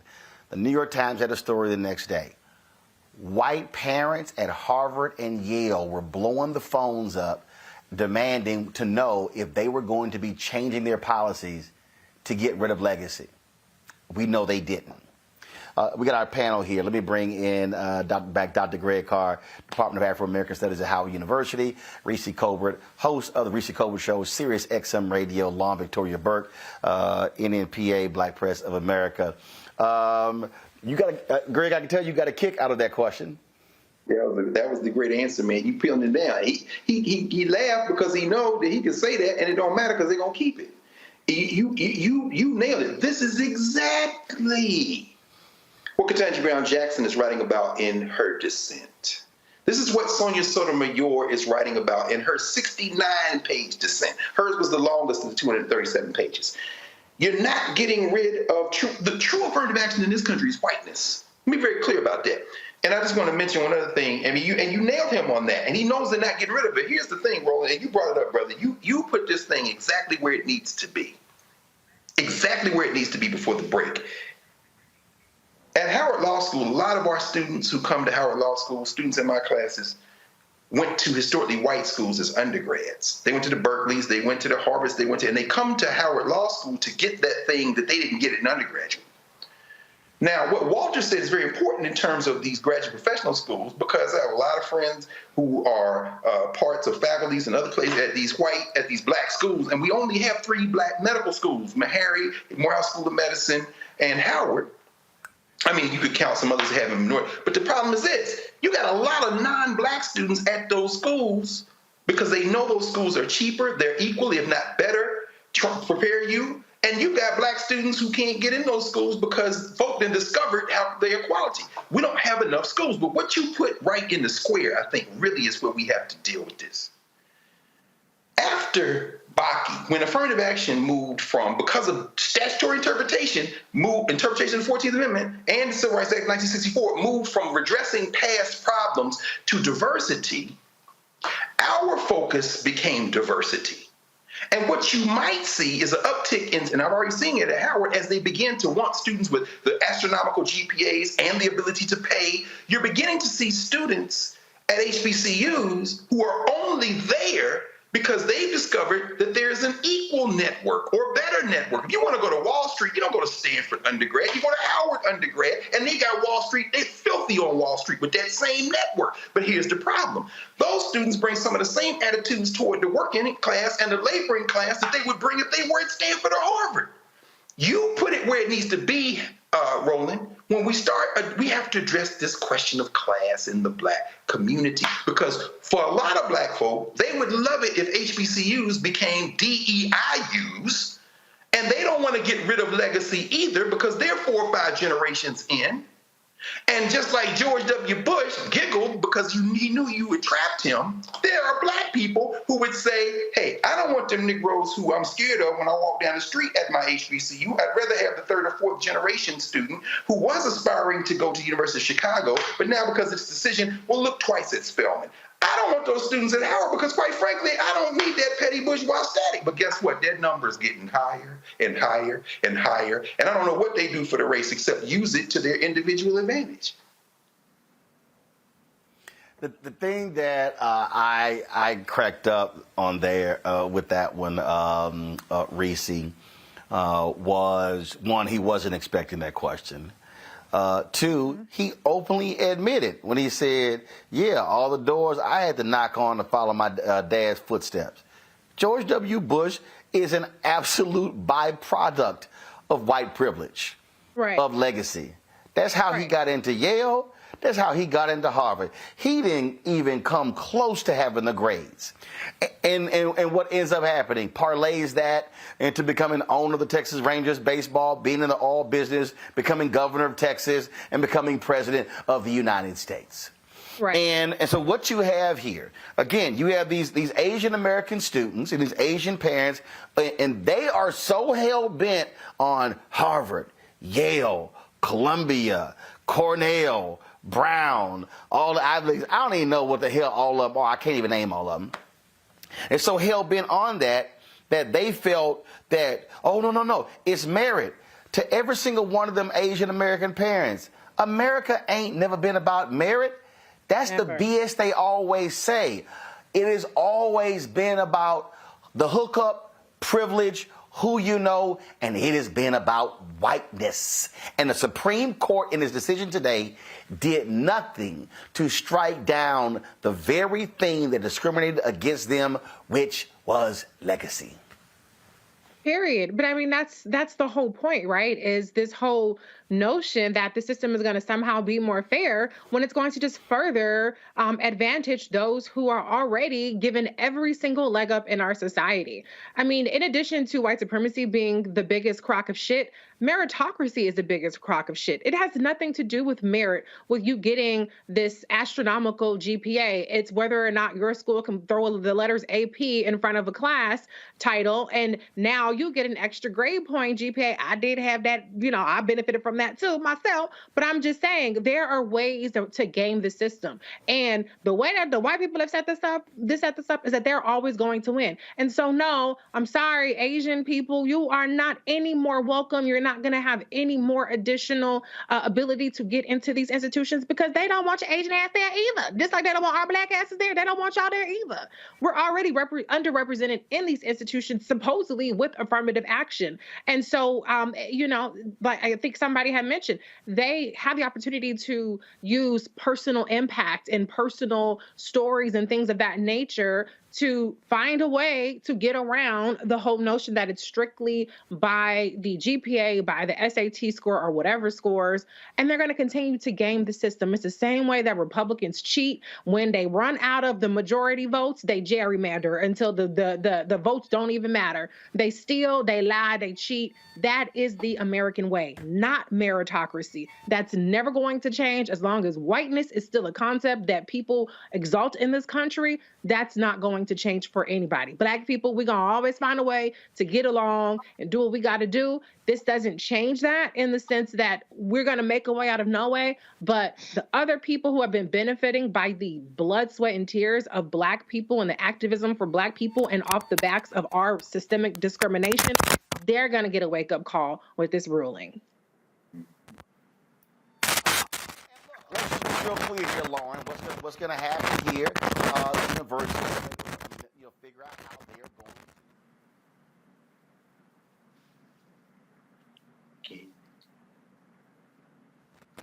What kind of student body they want? You don't look. A lot of schools right now are not even requiring the SAT and ACT.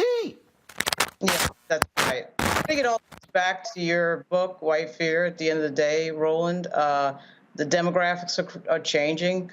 Frankly, we're winning. Black people are winning. You know, the Barack Obama era, I think, is what touched this moment off. Even though Stacey Abrams and Andrew Gillum lost, they came very close to winning. The sort of subset within a subset that's obsessed about these types of things, who gets into Harvard, who doesn't, et cetera, and so on, they are panicking in the background. They don't want to admit that people like Abigail Fisher are too stupid to get into school. They will never admit that. It really doesn't matter. To Reese's point, we make a way out of no way. Whether it's James Meredith or Arthurine Lucy or Vivian Malone, we will make it. We will always make it. It really doesn't matter what the rules are. If you give us a playing field and you give us, what the game is, we will win. And particularly when it does not involve any sort of subjective judgment. Okay, the thing about school and admissions, of course, this thing is subjective. Of course, for 360 years, it's always played against us, whether it was massive resistance or it being illegal for Black people to learn how to read or whatever it's been. We've overcome it, and we'll overcome it again. And it doesn't matter that John Roberts thinks that race doesn't play a factor in American life and Clarence Thomas is a fool.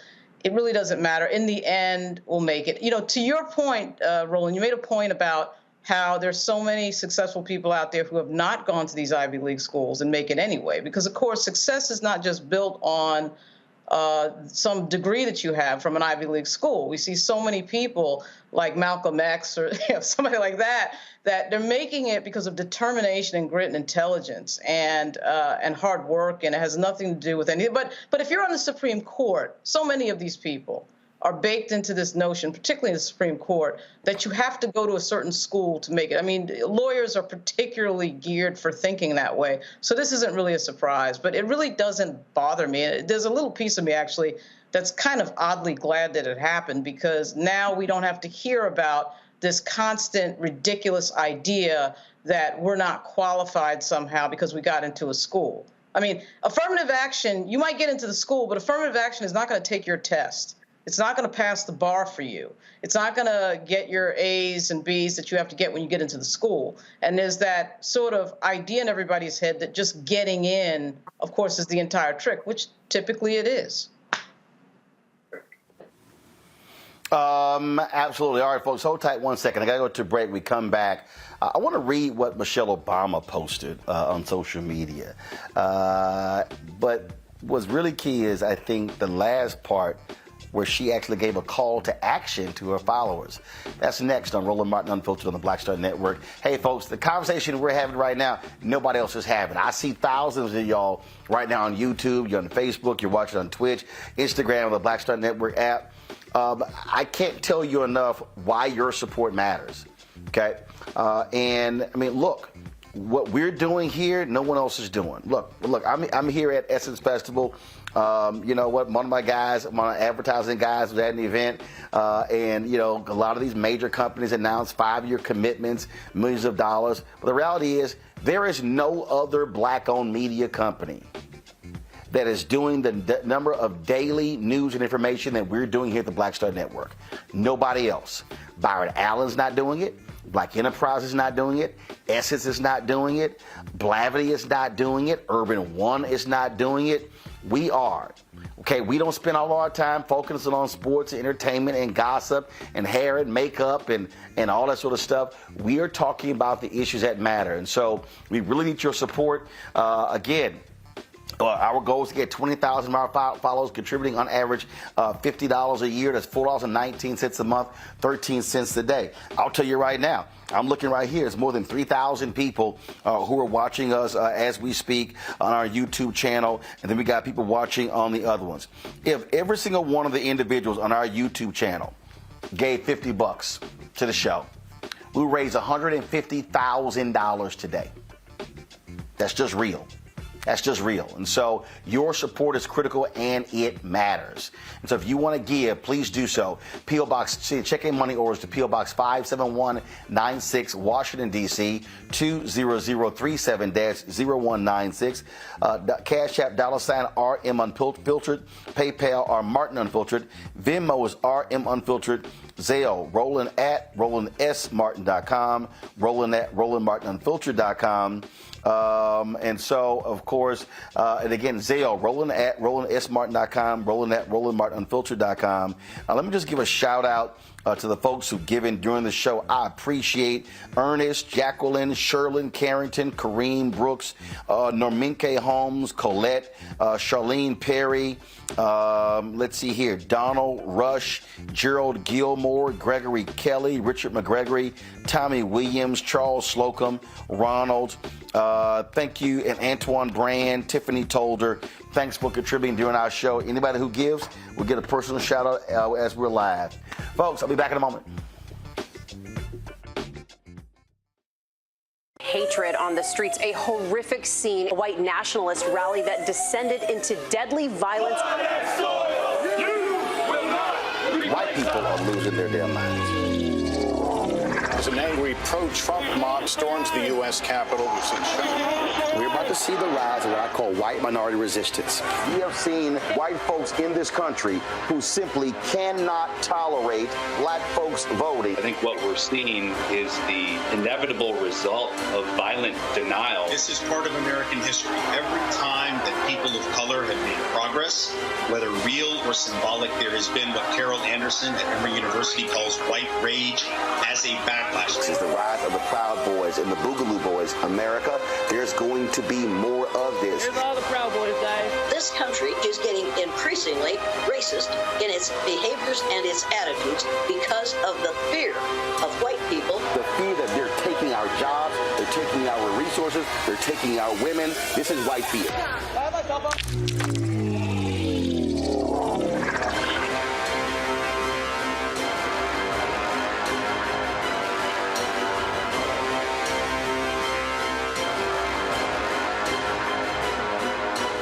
On a next, A Balanced Life with me, Dr. Jackie, a relationship that we have to have.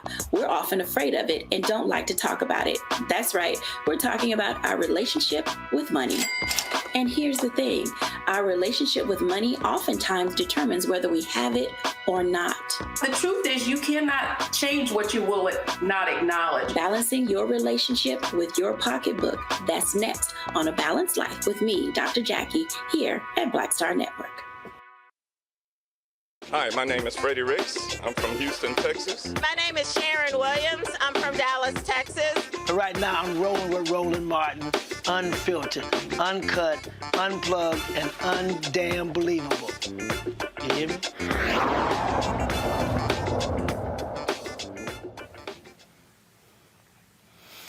A lot of folks have been commenting today regarding the Supreme Court decision striking down the use of race in college admissions.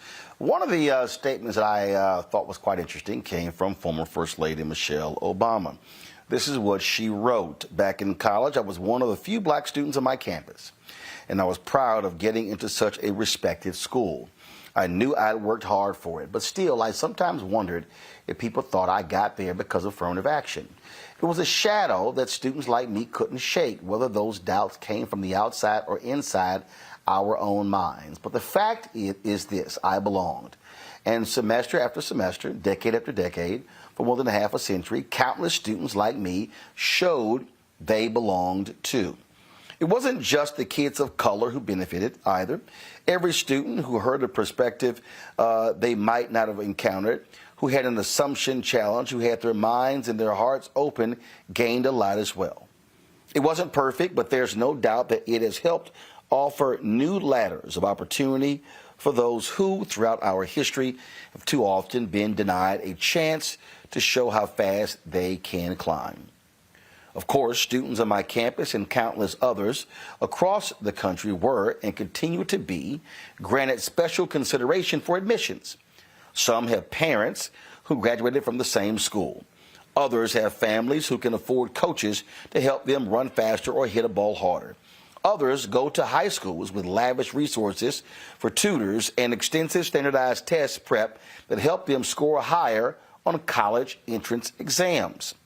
We don't usually question if those students belong. So often we just accept that money and power and privilege are perfectly justifiable forms of affirmative action. While kids growing up like I did are expected to compete when the ground is anything but level. So today, my heart breaks for any young person out there who's wondering what their future holds and what kinds of chances will be open to them.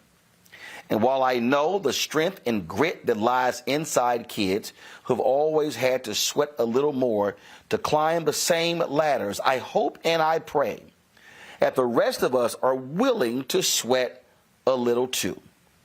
Today is a reminder that we've got to do the work not just to enact policies that reflect our values of equity and fairness, but to truly make those values real in all of our schools, workplaces, and neighborhoods.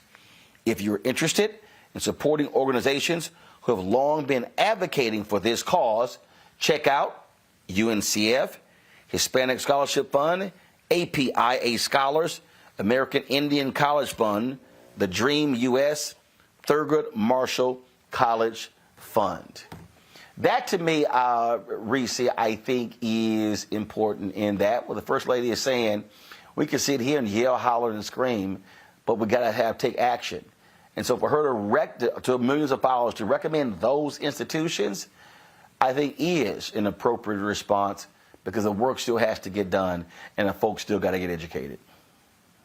Absolutely. Like I said, Black folks is going to find a way to make a way out of no way. But I also want to say, and I say this not in response to First Lady Michelle Obama because I have the utmost respect for her, but respectfully, let's also normalize not giving a fuck how white people think we got our asses in a room, whether that's a school, a boardroom, or any situation, because they ain't thinking two times about what we think about how they got there. So, this whole notion of, our affirmative action was a dark cloud over Black students. Who gives a damn? At the end of the day, did you get an advantage or not? If you did, then that's all that matters. And that's something that white people have figured out. And they do it shamelessly. They take advantage of every single leg up they have, and they turn around and say that they got that advantage because they're the best. They're the best because they're rich. They're the best because they're white. It's not about a test score with them, and it's not about a GPA. It's I'm white, I won, so by default, I deserved it. And I want us to normalize that attitude within our community. Whatever we can do to get ahead, and I'm not saying step all over people, but if we're in the room, then we belong, and that's all that has to be proven to anybody. So yes, let's do this call to action, but we also need to change, and we've talked about this throughout the show, the mentality that goes into wanting acceptance, wanting to prove that we deserve and that we belong. We don't have to prove shit to anybody, just like the same people we so-called trying to prove ourselves to don't feel like they have to prove anything to us. That's right. See, that was a thing for me. Greg. Clarence Thomas, that was always his deal. Part of this thing is that his hatred of affirmative action because he felt like what the white kids were saying about me when I was at Yale, and that cheapened my degree. Yeah, but you wrote that damn elitist-ass degree to the Supreme Court. So stop fronting. And the thing for me is, I'm like Reese, Greg. I didn't give a damn what no white kid at Texas A&M thought. Here's the crazy part. I've said stuff. I got white folks who they were trying to call me affirmative action baby when I was at CNN. And you know what? I wasn't about to sit here and go, how dare you call me the affirmative action baby? I've done this. All I simply did was what Della Reese said in the Harlem Nights. Kiss my entire ass. Period. Right.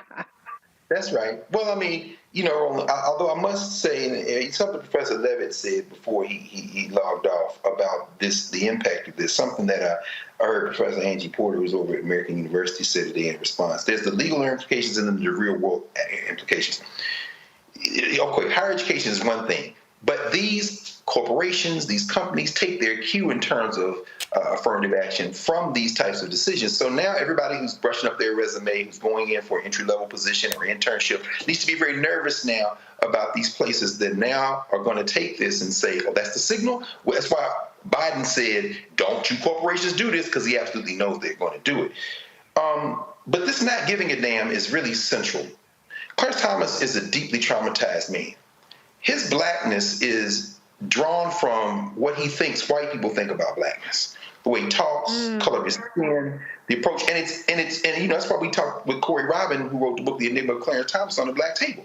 He is a black nationalist, but his blackness is a figment of the white imagination. He thinks he's helping black people, absolutely, and that's basically, he just showed who he wrote into the Supreme Court. But at any rate, it's a good article in the recent issue of New York Magazine about those two, Clarence and Jenny Thomas. But Reese, when you talk about not giving a damn, that's critical, and that was a lovingly kind of corrective to the First Lady, because in a generation before Michelle Obama went to Princeton after they became co-ed, Sonia Sotomayor graduated from Princeton, class of 76. One of the first places she came after she was sworn in as an Associate Justice of the Supreme Court was Howard Law School. And I sat in an auditorium with those law students and listened to her say that she wanted to do something about the class elitism on the Supreme Court. Because everybody's either Harvard or Yale, they're either Catholic or Jewish, they went to these exclusive schools, and she wants to diversify the clerks. The first question that she was asked that day was by a young man that said, I want to be a clerk. So what do I need to do? And she gave an excellent answer about being able to read and write beautifully and loving the law and all that. She still ain't hired no HBCU clerks, to my knowledge. Guess who ain't hired no HBCU clerks in her first term either? Ketanji Brown Jackson, all Harvard. My point is this.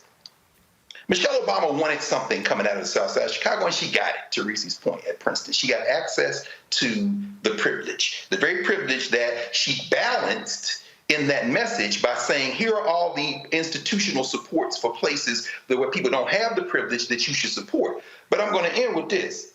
There's a certain gaslighting among the black elite who appoint themselves as proxies for the race, and in fact, you don't see them do a whole lot for the race. Because the last I checked, Roland, your black-owned, black-operated, black-as-hell content network has yet to have the sit-down with either the former First Lady or the former President of the United States, who are so rah-rah about race, except when it comes to sharing some of that Netflix money or something. So, I mean, so I'm always a little wary of them Negroes that get in the room and don't bring nobody else with them. I'm going to stop right there. Well, look, I mean, you're absolutely right. I attended the Global Black Economic Forum that Essence Ventures put on today, and it was in the Four Seasons Hotel, and the ambassador of the United Nations spoke. Again, the vice president spoke. I think it's taking place tomorrow, and there were, first of all, it wasn't. I don't even know if there was registration. It may have been a cost associated with it. And I was sitting there, and I was looking around the room, and the number of people in the room who I knew, I've talked to over the years, and folk who were working in corporate America. And the conversation was a Black Economic Forum. And even when the vice president was speaking, I was remarking to the guy sitting next to me. They were talking about, economic opportunities in Africa and whatever. And I turned to him, I said, 95% of the black-owned businesses in America do less than $5 million in revenue. 95%. If you look at the Executive Leadership Council, the black corporate group, their own internal study shows how many of those black folks are booted out of corporate America before they reach 60. Booted out. He sort of hit the glass ceiling. And so to the point that, Greg, that you were making, and just sort of just how I absolutely feel.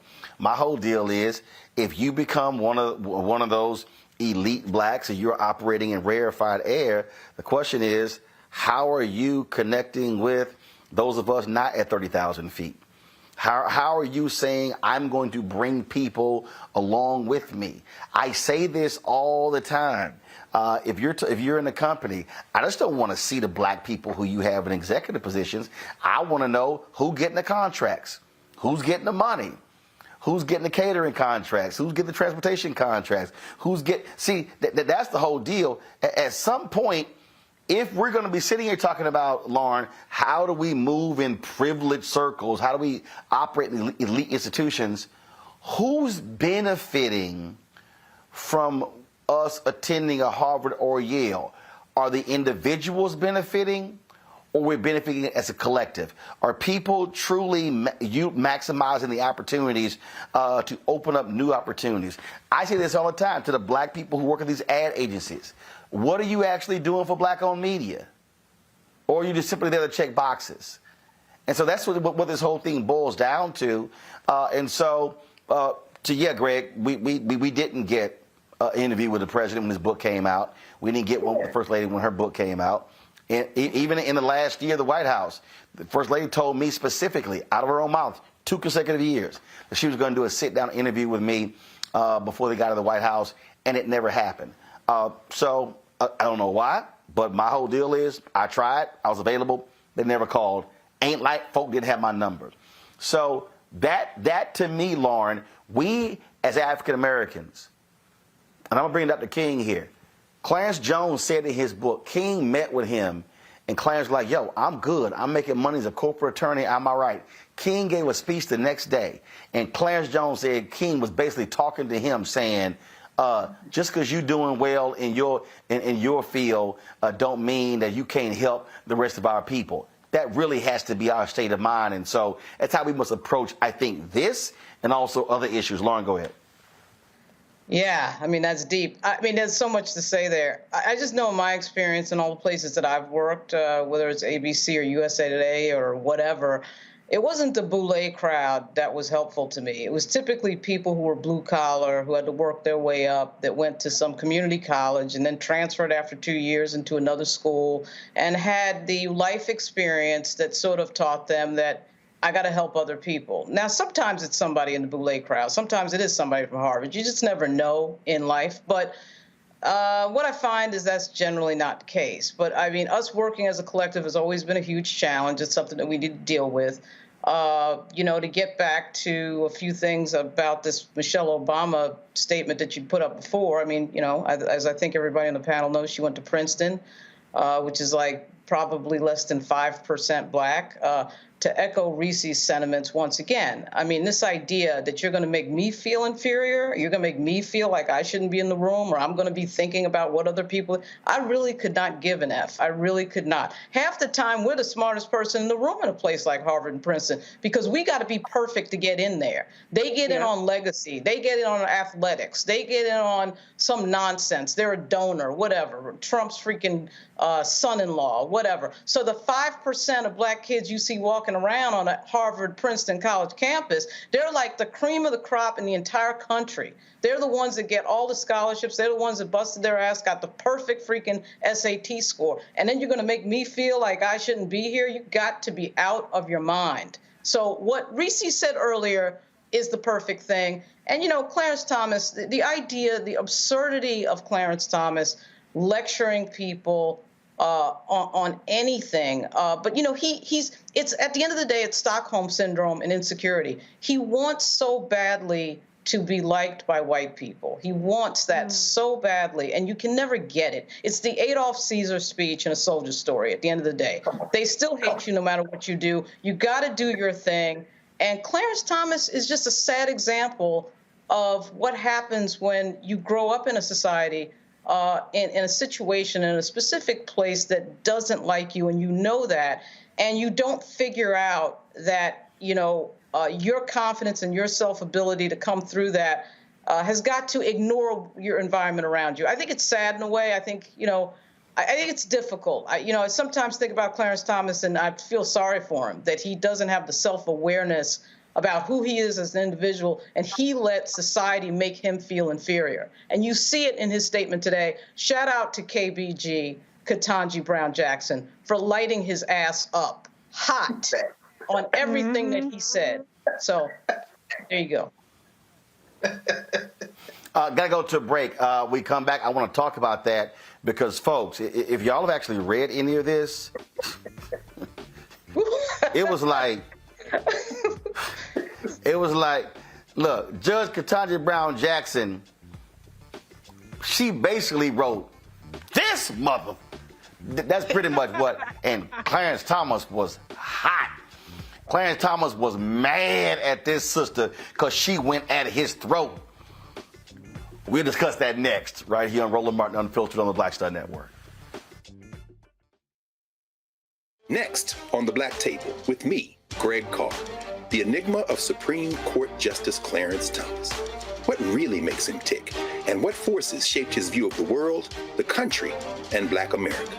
The answer, I'm pretty sure, will shock you. And he says, people think that I'm anachronistic. I am. I want to go backwards in time in order to move us forward into the future. He's very upfront about this. We'll talk to Corey Robin, the man who wrote the book that reveals it all. That's next on the Black Table, only on the Black Star Network.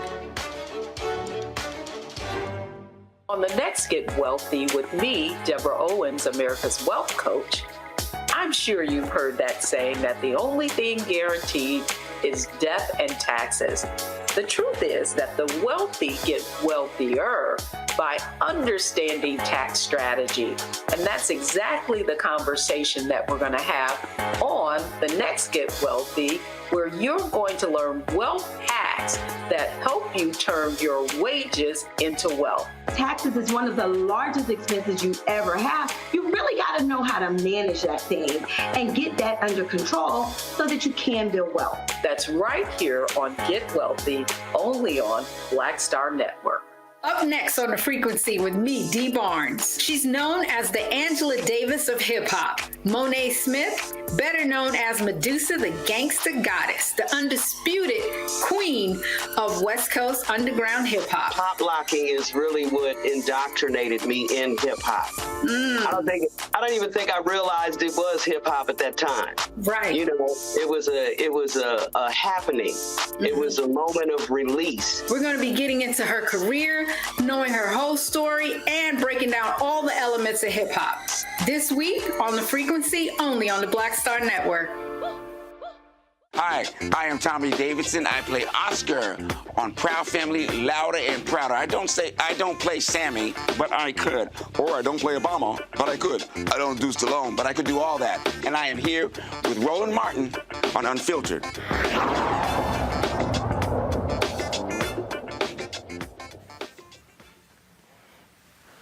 Man, let me tell y'all something. A lot of times when you read these Supreme Court decisions, your eyes just sort of gloss over. But man, rarely do we get to see these justices duke it out. Judge Ketanji Brown Jackson, she wrote this here, and it may not be if we have the full control room, but she said the majority and concurring opinions rehearse this court's idealistic vision of racial equality from Brown forward with appropriate lament for past indiscretions. But the race-linked gaps that the law, aided by this court, previously founded and fostered, which indisputably define our present reality, are strangely absent and do not seem to matter. With let them eat cake obliviousness, today the majority pulls the ripcord and announces color blindness for all by legal fiat. But deeming race irrelevant in law does not make it so in life. And having so detached itself from this country's actual past and present experiences, the court has now been lured into interfering with the crucial work that UNC and other institutions of higher learning are doing to solve America's real-world problems. No one benefits from ignorance. Although formal race-linked legal barriers are gone, race still matters to the lived experiences of all Americans in innumerable ways. And today's ruling makes things worse, not better. The best that can be said of the majority's perspective is that it proceeds, parentheses, ostrich-like, from the hope that preventing consideration of race will end racism. But if that is its motivation, the majority proceeds in vain. If the colleges of this country are required to ignore a thing that matters, it will not just go away. It will take longer for racism to leave us. And ultimately, ignoring race just makes it matter more. Y'all, she was in the pocket today. Can you say Clarence Thomas was a little hot? Let me just read for you. Let me just read for you what John Roberts was so mad. Clarence couldn't fight his own fight, so John Roberts had to come defend him.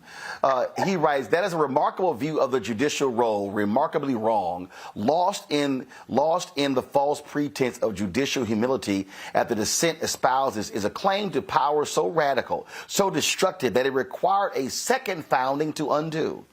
Justice Harlan knew better. One of the dissent's decrees, in view of the Constitution, in the eye of the law, there is in this country no superior, dominant, ruling class of citizens. There's no caste here. Our Constitution is colorblind and neither knows nor tolerates classes among citizens." That was the Plessy v. Ferguson decision. John Roberts literally used the Plessy dissent to try to slap down this black woman on the Supreme Court. That's right. That's right. Really? Really, y'all? Now let me find.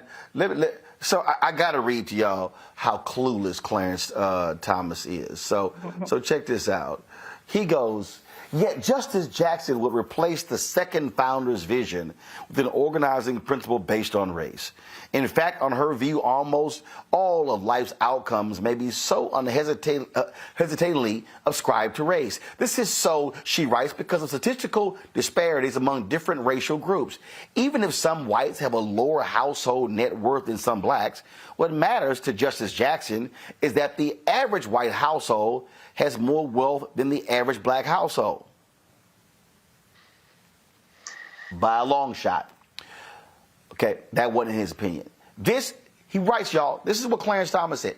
"This lore is not and has never been true. Even in the segregated South where I grew up, individuals were not the sum of their skin color." Boy, bye. "Then as now, not all disparities are based on race. Not all people are racist, and not all differences between individuals are ascribable to race. Put simply, the fate of abstract categories of wealth statistics is not the same as the fate of a given set of flesh and blood human beings." He's quoting Thomas Sowell. Worse still, Justice Jackson uses her broad observations about statistical relationships between race and select measures of health, wealth, and well-being to label all blacks as victims. No, she didn't. Her desire to do so is unfathomable to me. I cannot deny the great accomplishments of black Americans. Lord, now while I'm looking for this, Greg, help me out here. Yes, sir. What page you can Judge Jackson, page numbers on the PDF? What page is you reading from? I don't have the page number up. No. Okay, not a problem. What I'm looking for right now with Brown Jackson is when she made, y'all. She said, Footnote 103. Footnote 103. I think what you look. I'm just going to paraphrase it, Greg. When she said, "This boy's arguments are so stupid. I don't even have enough time to blow them out the water." Yes. She literally said his straw man arguments. Yes. You look. I think you probably look at. I'm sure you are. In footnote 103 of her concurrence, I'm sorry, of her dissent, she destroys him. This is very important. And again, listen, y'all. Black Star Network, nowhere else. I just want to just pause here and make this observation, Roland. I know some of y'all think Rachel Maddow is brilliant. Maybe she is, maybe she isn't. I'm not sure. But what in the history of black news media, where have you seen a host read from Supreme Court opinion and dismantle it in black media? This ain't the hee ha ha reality television. This is a different thing going on right now. And I also want to thank you, Roland, by the way, because not only were we able to interview Corey Robin for the Black Table, we interviewed Professor Kermit Roosevelt at the University of Pennsylvania, who wrote a book on that second Reconstruction. Only on the Black Star Network are you going to get behind this noise to deal with what Ketanji Brown Jackson is dealing with. In footnote 103, what she says is Clarence Thomas made up an opinion in my name and then attacked it. So she says Justice Thomas's prolonged attack, ante at pages 49 to 55, responds to a dissent I did not write in order to assail an admissions program that is not the one UNC is crafted. She called that MF as chasing a pink elephant. She said, so what is the pink elephant? A pink elephant argument is when you say, don't think of a pink elephant, and all you can think of is pink elephants. She says Clarence Thomas made up a concept of race in his mind that he's obsessed with that doesn't exist in reality, and then he tried to make me up to attack me, and then she dismantles him. Clarence Thomas is sick. And Ketanji Brown Jackson was on him like Omar was on everybody in The Wire. She brought the pump shotgun for his ass. I think that's probably what I think might be that footnote you're looking for. Footnote 103 is on page 20. Oh, no, right. I love this here, Reese. She says, Justice Thomas ignites Justice Thomas ignites too many more straw men to list or fully extinguish here. The takeaway is that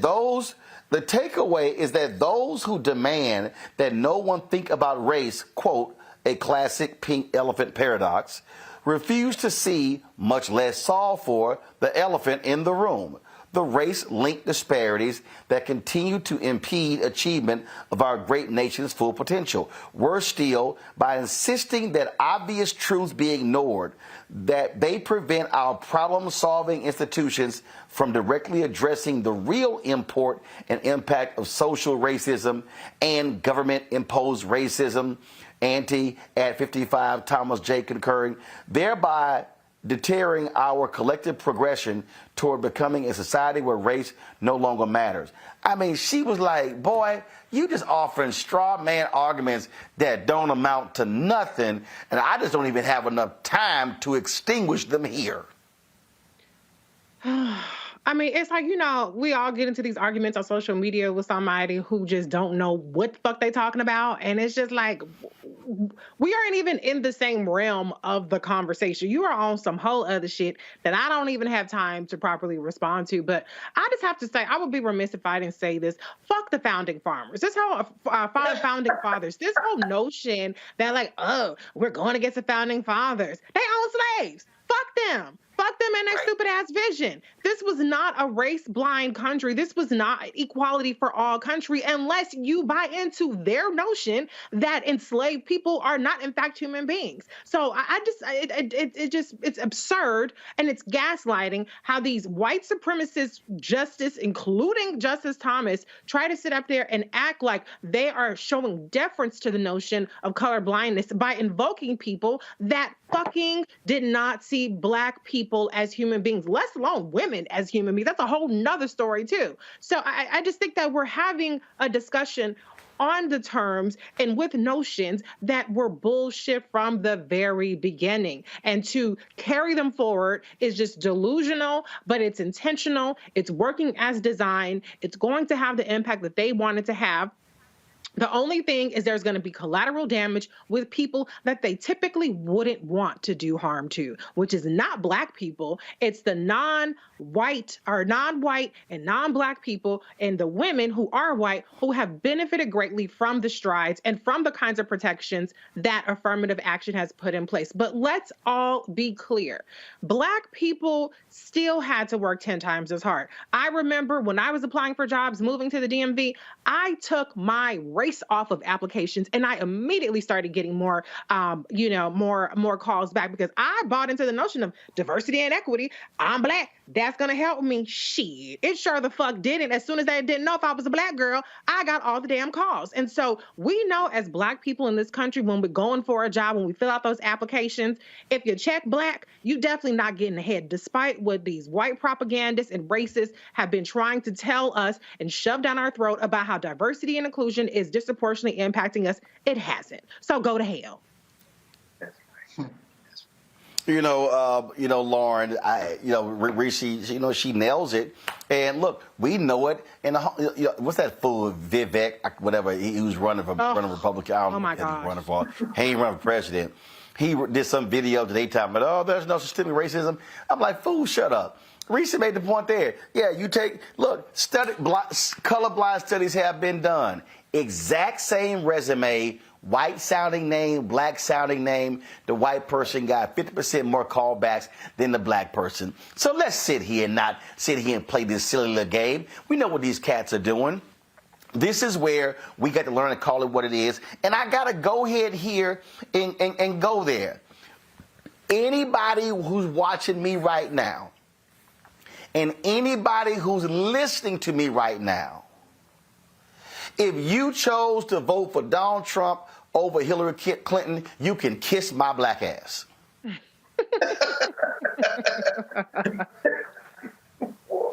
Because all of those folks who got caught up in Bernie didn't get the nomination, I ain't vote for Hillary, guess what?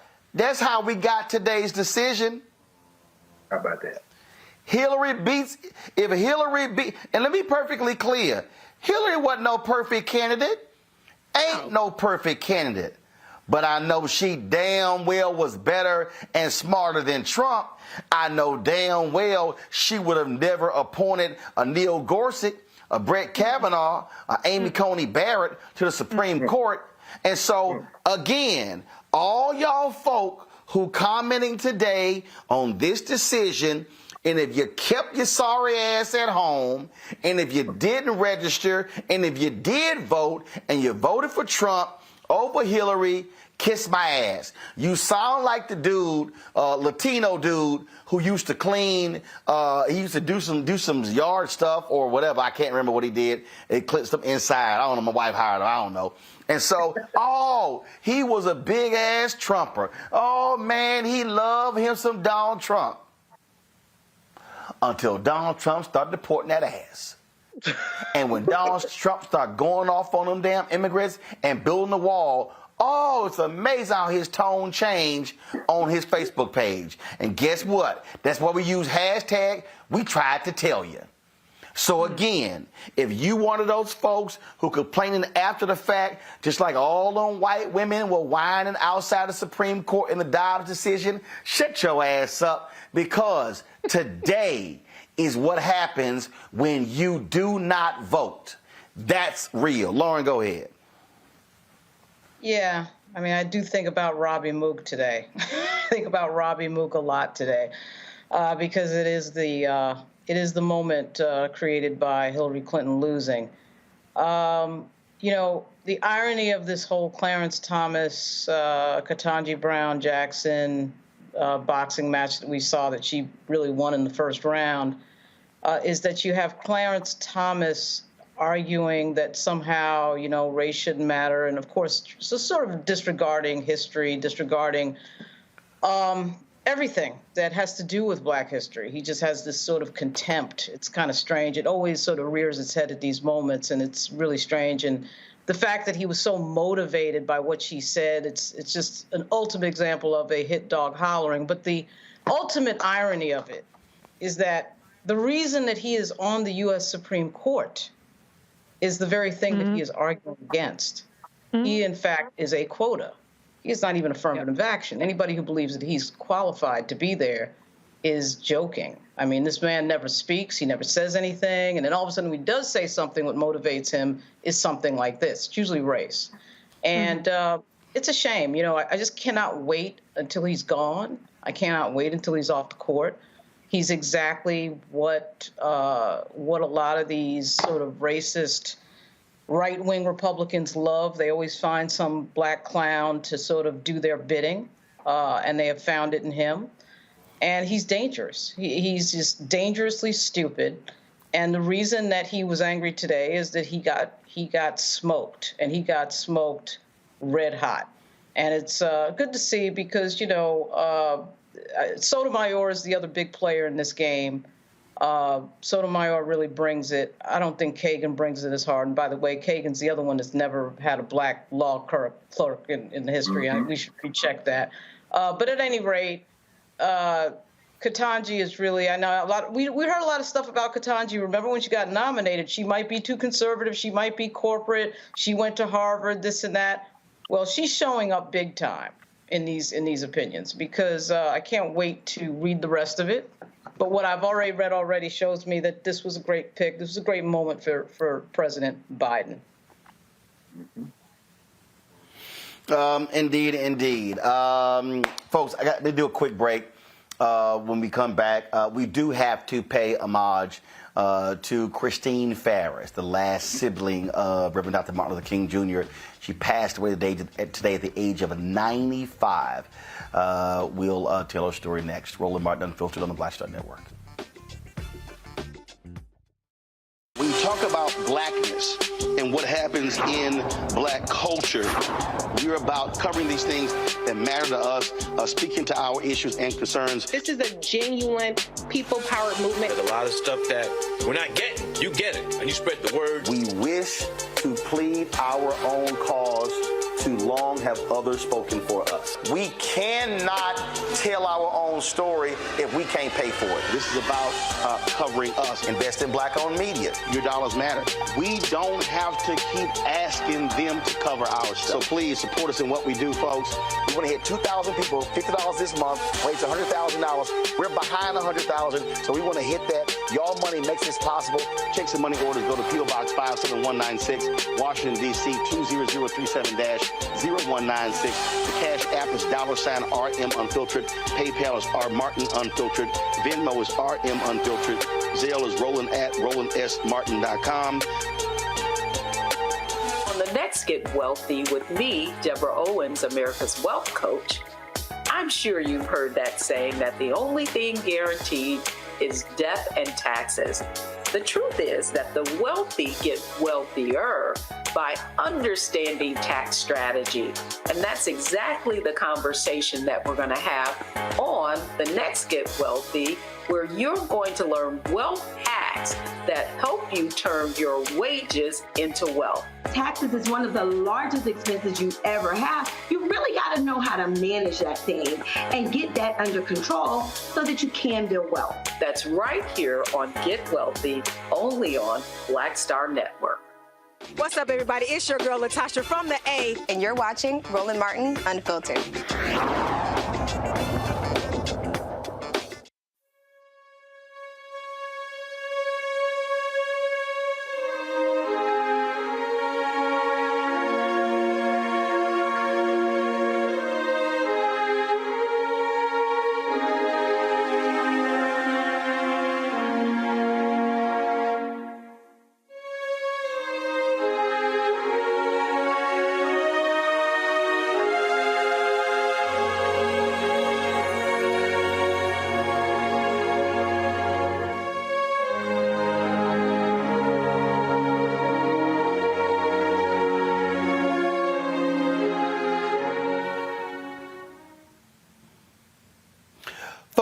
Christine Farris passed away today at the age of 95. She was the last living sibling of the Reverend Dr. Martin Luther King Jr. She was more than just his sister. She was the first child of Martin Luther King Sr. and Alberta Williams King. She earned a bachelor's degree in economics from Spelman College and later master's degrees in social foundations of education and special education from Columbia University. She was a founding board member of the King Center, founded by Dr. King's wife, Coretta Scott King, in 1968. That same year, they began a memorial library documenting Dr. King's journey in the civil rights movement. She was one of the longest-serving tenured professors at Spelman College, teaching at the All-Women's Institution for more than 5 decades. Was also one of the longest-serving members of Ebenezer Baptist Church, where her grandfather, father, and brother served as pastors. The family's going to hold a news conference tomorrow at the King Center at 11 a.m. Eastern. Farris spoke at the dedication in 2011 of the MLK Monument in Washington, D.C. I stand as the person who knew Martin Luther King Jr. longer than anyone now alive. In fact, I was there in our home the day that he was born on January 15, 1929. He was my little brother, and I watched him grow and develop into a man who was destined for a very special kind of greatness. It's been quite a journey from that cold January day more than 82 years ago on down to today, when I first laid my eyes on my baby brother.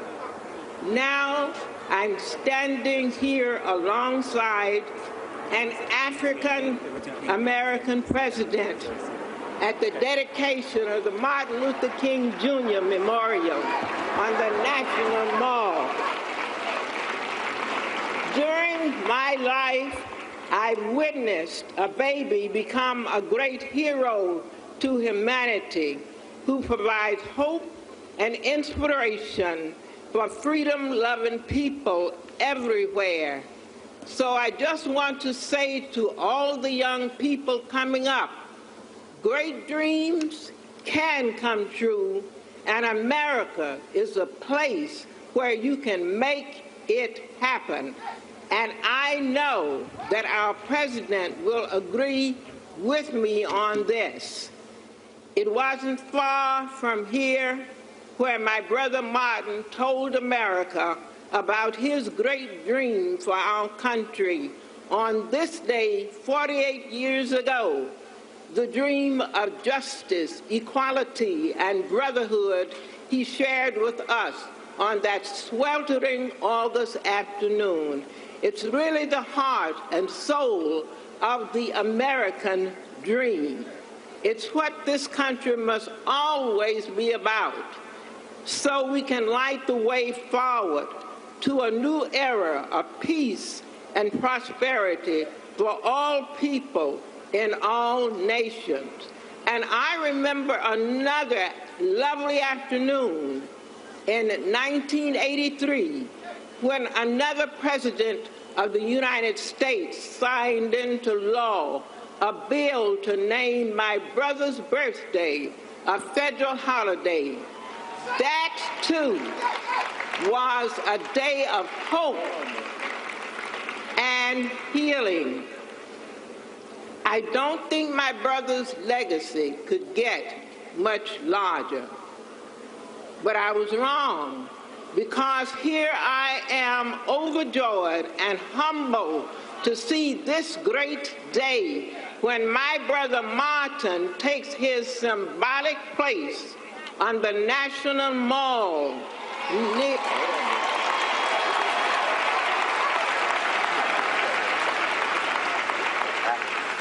on this National Mall near America's greatest presidents, including Abraham Lincoln, Thomas Jefferson, and Franklin Roosevelt.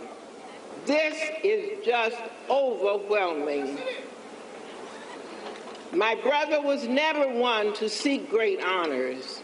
In fact, he was self-effacing, and he was amazed and humbled to receive the Nobel Prize for Peace back in 1964.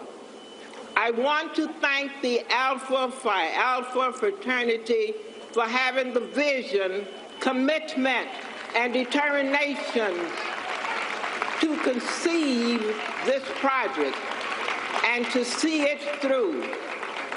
By honoring Martin Luther King Jr. with such a wonderful statue on the National Mall, you have ensured that his legacy will provide a source of inspiration for people from all over the world for generations to come. My brother was an Alpha himself, and he was deeply proud of his fraternity brothers when they came to the aid of our nonviolent freedom struggle again and again with urgently needed contributions and volunteer support. And now, against all odds, you have built this beautiful monument which brings honor to our country and hope to coming generations. And in closing, I want to thank each of you for joining us today.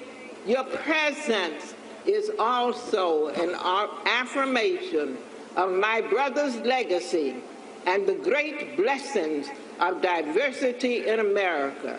Let this wonderful day mark another step toward the fulfillment of the dream, and let all hearts be joined together as we move forward into the future, united and determined to create the beloved community in America and throughout the world. I thank you. One of the things that often happens, Lauren, when you are the sister or the brother of a prominent person, people only equate you as this. But so many people, women who've gone through Spelman, have talked about the importance of Christine Farris on their education. No, absolutely. And I think I met her at the groundbreaking, not that ceremony, but the one before it. I guess it must have been before 2006. Really nice lady, very nice lady. And I was really sad to see that bulletin with everything else that was going on. I was really sad to see that. Now, I tell you what, Reese, I think she probably gave Dorothy Height a run for her money with them church hats. Every time I saw her, she was always dressed to the nines. Always. Just absolutely stunning. And I love that you mentioned that because, you know, Black women are so multifaceted. We could be powerful and dynamic and look damn good in the process. So I'm glad that you are paying homage to her and her invaluable contributions beyond just simply, and I don't say simply in a pejorative way, but beyond just being the sibling of the great late Dr. Martin Luther King Jr. Greg. I mean, I'm almost overcome, Roland. Again, this is the importance of this network. This is the importance of this show, and this is the importance of you as a journalist who has got both feet planted firmly in our community. When the President of the United States spoke at Ebenezer recently, and Sister Bernice King was there and talking, and then Professor Farris came in her wheelchair, which she only used in the last couple of years. You know, it's like time stops. These last couple of days I've been in Atlanta. I spent part of yesterday and today at the King Center. And of course the news came today. And just sitting there with the women and men who are the park rangers for the National Park Service, who take care of the original, well, not the original, A.D. Williams, her grandfather, built that church, Ebenezer Baptist Church, erected in 1914. There was a young sister today who works there, and she was talking about how Professor Farris would celebrate her birthday in that church, even as she continued to be a member of the huge new sanctuary across the street, Ebenezer, where, of course, Reverend Warnock is the pastor, our frat brother. She said that, students from the Atlanta University Center would perform at the Legacy Church, Ebenezer. And to a person, the sisters who run the bookstore next to the King home, the brothers who work outside and maintain the King campus, the King Center campus, they talked about Christine Farris. This sister who spent, as you say, 5 decades on the campus of Spelman College, listening to students at Spelman, knowing that she took that job in 1958 to teach freshmen reading and expanded that literacy quest over decades, not just Spelman students, but to many others. Condolences to her children, to her niece and nephews. Condolences to everyone whose lives that she touched. Her husband, Isaac Farris, and of course, Roland, you know better than I do, brother, because you were just down here. You've been over here many times. Auburn Avenue, Isaac Farris, her husband, who worked for the Atlanta Daily World. When you see Christine Farris, you don't just see an individual. You see institutions and the power of institutions to shape lives and to continue to shape lives. This, if she were white, this would be all over all of the press everywhere. But because she is black, it falls to the Black Star Network to do what you do every time one of our giants makes transition, which is to pause to the passing of a giant. So I wish I could be there tomorrow for the family press conference, but in a way it doesn't matter because her legacy lives in us. And thank you for doing this, brother, as always. Christine King Farris passed away at the age of 95, and so we certainly honor her. Lauren, Reese, Greg, I appreciate it. I want to thank our president and legal panel that was on with us as well. Great conversation. And again, a conversation you're not going to get anywhere else. If you want to understand why black-owned media matters, and let me be real clear here, kill the music. What I'm trying to get you to understand is this is not just about, again, entertainment and sports and things along those lines. We have to have news and information in our community. We must be enlightened and educated about what is going on. And that's why we do what we do. And so it trips me out when I see these fools, man, Roland Martin, you're always begging for money. But it's amazing. They don't say nothing when NPR does it. They don't say nothing when PBS does it. Yet here we are, trying to walk in the footsteps of Frederick Douglass and Ida B. Wells Barnett and John H. Johnson and Robert Abbott and Charlotta Bass and all of the historic folks who've been in the black press operating in the 21st century. What we do on this show, folks, nobody else is doing. I'm telling you this. Byron Allen has 2 hours of news a day on his network, The Griot. 2. We got 5. My show is 2 hours a day. Faraji Muhammad is 2 hours a day. And then we have a weekly show. So whether it's Deborah Owens, Jackie Hood Martin, whether it's Greg Carr, whether it's Stephanie Humphrey, whether it's Dee Barnes, y'all, that's 5 hours of black-owned news and information every single day. That's why Black Star Network matters. So first and foremost, we're almost at 1.1 million subscribers on YouTube. We need you downloading our app. We own it, we control it, and that's critically important. So please do so. Download the Black Star Network app, Apple phone, Android phone, Apple TV, Android TV, Roku, Amazon Fire TV, Xbox One, Samsung Smart TV. Your dollars matter. Please give to us. I can't tell you how critical this is. Look, I know I'm the one who has to pay the bills. I know when I have to make cuts or not spend on certain things to conserve money. And so your resources matter. Our fan base matters. Our monthly expenses for everything, y'all, is $195,000 per month. And that's staff, and that's salaries, and that's our rent. That's the live view unit I'm using. That's cameras, and that's everything.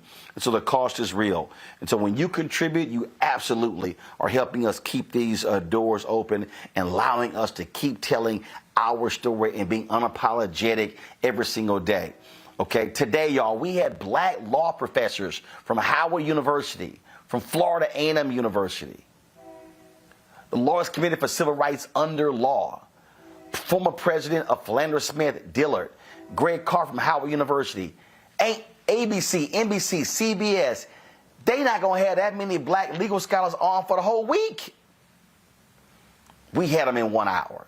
So send your check and money order to P.O. Box 57196, Washington, D.C., 20037-0196. Cash App is $RM Unfiltered. PayPal R Martin Unfiltered. Venmo is RM Unfiltered. Zelle RolandSMartin.com. Roland@RolandMartinUnfiltered.com. Dataless Construction just sent $10, saying keep reporting. Gene sent $45 for the show. We also have Daryl Andre Fund who sent $25. Gilbert Ross sent $10. We got Stacy Sims sent $50. Stephen Love sent $50. Clarita Forbes sent $20. Larney Richardson sent $100. Betty Brown sent $50. Michael Boyd Harris sent $20. Let's see here. LeGrant Elvin, $50. Stephanie Bush sent $55. Charlie Stokes sent $50. Yvette Fennell sent $50. Nate sent $100. Joseph Reed III sent $50. Tanya Mormon sent $50. Let's see here. Derek Blanche sent $5. And again, y'all, Cornell Thomas sent $10. That $5 and $10 matter. Ira Button, $25. Nancy sent $50 saying, love your show. Let's see here. Priscilla G sent $100. LaWanda Rivers, Philip Gary, Yvette Mazzone, Gloria Langley, Sylvia Peraza, Hiram Etienne, Robert Blackwell, Jesse Benefield, Delilah Collins, Devontae Piguet, Shirley Simpson, Keisha Sancho, LaRon Blakely sent $1, said, love your YouTube content. Y'all, that $1 is just as important as $100. Audra James, Brian Hall, Iris Lee, Jermaine Smith, Sherlanne Carrington, all of those folks, Norminke Holmes, let's see here, Colette, Charlene Perry, Scott Von Ruten. I appreciate that. Y'all, I'm telling y'all, all of this absolutely matters. James Fennell just sent $20. I appreciate it. Let's see here. I think I missed Terrell Foster, Bradrick Bennett, Herbie Holland, Russell, Tracy Dupree. Y'all, these people literally giving as I am talking. Russell, $25, great work. Valerie Saunders just sent $50 in. Who did I just miss? Leon Rawson, Keith Lewis, 06. Gloria Langley, Deborah Amos, Stephanie Bush. Let's see, Paul Gamby. All of those people, I'm talking about y'all, as I'm talking, people are literally sending in money. Paul Gamby just sent this. Let's see here. Lomax sent in $50. Thank you for being Black Media. And so Gregory just sent $50. Chris Young just sent $25. Y'all, I'm only going to do this for 60 more seconds. We're way over time. We normally don't go that long. Chris Young just sent $25 for RMU 2023. And so you're seeing Saute Dean just sent. And so you're now understanding Vincent Williams. I appreciate that $4. And so, folks, all of this matters. We are doing the work. And so that's what's important. And so we appreciate Louise sent $20. Y'all, I'm only doing this for 30 more seconds, and then I got to go. I got to get out of here. Charles Berry sent $100. Thanks a bunch. Y'all can give when the show is over. I saw y'all giving on YouTube. I saw folks giving $20 and $50 and $40. I thank all of you on YouTube as well. Thank you so very much who've been supporting us. Y'all, this is why we do the work, because trust me, if we don't build it and if we don't do the work, ain't nobody else going to do it. And I am not interested in asking for somebody else's permission to cover our news and cover our stories the way we want it to be done. Folks, that's it. I'll see you tomorrow. From New Orleans, I'm Roland Martin. Holla! Folks, Black Star Network is here. Oh, no punches! I'm real revolutionary right now. Black power. Support this man, Black Media. He makes sure that our stories are told. Thank you for being the voice of Black America, Roland. Stay black. I love y'all. All momentum we have now The video looks phenomenal. See, this difference between Black Star Network and Black-owned media and something like CNN. You can't be Black-owned media and be scared. It's time to be smart. Bring your eyeballs home. You dig?